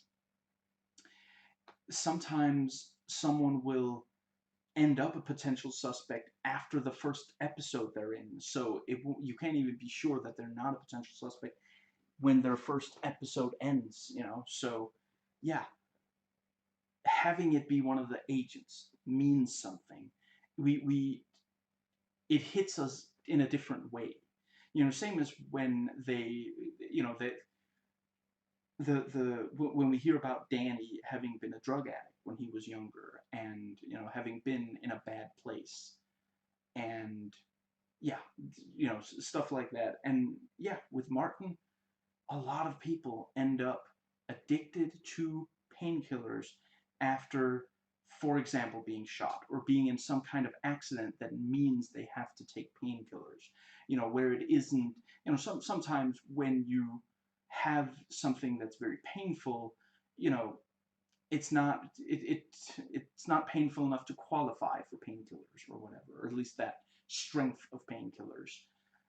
And you know, it's maybe not expected to last very long, but yeah, recovering from a gunshot wound, it hurts and it takes time, and we're just not, you know, very few people can really make it through, you know, yeah, go suffer through that pain without taking painkillers. And unfortunately, it's one of those things that can really leave you with an addiction because the body becomes used to receiving those chemicals, you know, or yeah, whatever. I think you know what I'm trying to say. The yeah, so once the body no longer receives them, it starts reacting as though it needs them because it's gotten used to them, and it's very difficult to get out of that. And I very much, and it's also, you know, at the end of the day, the last season ended on a cliffhanger of Danny and Martin being shot by the, you know, one thing I, when I was younger, I did actually see the episode at the start of this season where we see, you know, I don't remember though, was there bulletproof glass? And it's just, the problem is that they managed to open the doors and then shoot an, I don't remember, but yeah, they end up with gunshot wounds. And yeah, I guess maybe the reason Danny, I don't know if Martin was hit harder. Again, I didn't watch those episodes this time. I wasn't able to, but yeah, real quick. The, you know, maybe if they were hurt equally bad, then Danny had an easier time of getting back out of painkillers because he's already had to deal with addiction himself. He, you know, so not everybody who's beaten addiction once can, what's the word? Not everybody has an easy time beating it again. But Danny has his life under control. So yeah, very likely he would be able to beat it. And Martin, who's been given everything his whole life, just doesn't have the same kind of, so it hits him very hard. And that is it, and that's, again, that's where he he grew up with a lot of power. I'm not sure he himself has a lot of money to spend, but certainly his father has a lot of influence. so he hasn't gone through as difficult times as a lot of other people his age have. Excuse me. Obviously, I mean, it's not he wasn't in like Vietnam, for example, so it's not it's not the worst anyone's ever experienced, but he has, yeah, for his age, he hasn't experienced as much hardship as others his age have, and that also makes it hit harder. But it is, to me at least, we don't judge his character. We don't sit there and think, oh, it was just a matter of time before he got on drugs. No, that's what happens. Sometimes people end up addicted because of this whole situation, and I really thought it was, it wasn't quite an indictment of the but then there was that episode where the guy was like, oh, they pushed this drug through way too quickly, and they falsified these reports, and now people are suffering because of it. So it's not that they won't tackle big pharma at all. Yeah, it's a show that genuinely does want to promote empathy for those who don't have a lot of power, and shine a light on the abuse carried out by those who do have a lot of power. And that's something I always respect this show for. I've joked about how there are certain things that really haven't aged well, and you know, I mean, I'm sorry, but I'm not going to pretend that the show is as deeply gripping as, for example, Zerkana Chronicles is. But then that's also a show that, I mean, that show started when this show stopped. It started when this show went off the air. So 2008, 2009. So anyway, still the yeah. For example, there are sitcoms from around this time that I have an easier time sitting down and watching and paying full attention to. And this just doesn't move as fast as more recent detective fiction does. So anyway, but yeah, I really deeply respect the what's the word, the morals, the ethics of this show, the fact that it cares about people who need someone to fight for them. That's, yeah, they're I really wish that more shows were like this, and I honestly don't remember. It's been way too long since I watched Law and Order, so I can't say if that has empathy or doesn't. I think sometimes it does. I feel like at least sometimes it does, but I mean, ultimately, part of it is also just, at the end of the day, they're looking for someone who's missing. That promotes empathy, where every show that opens with a dead body, at the end of I don't know how often it turns out to be an accidental killing, but you sit there expecting them to catch some murderer. So it doesn't promote empathy. And I'm not saying those shows shouldn't exist. I'm just saying it's always great when a show like this exists, and when it gets attention. And I feel like I remember this as being fairly well received back when it originally aired. But yeah, the yeah, I think that is everything. So yeah, yeah. So in about 3 weeks will be the next thoughts on, and you know what? Just to make sure I don't jinx it, I'm not gonna say what I expect to be next week's review.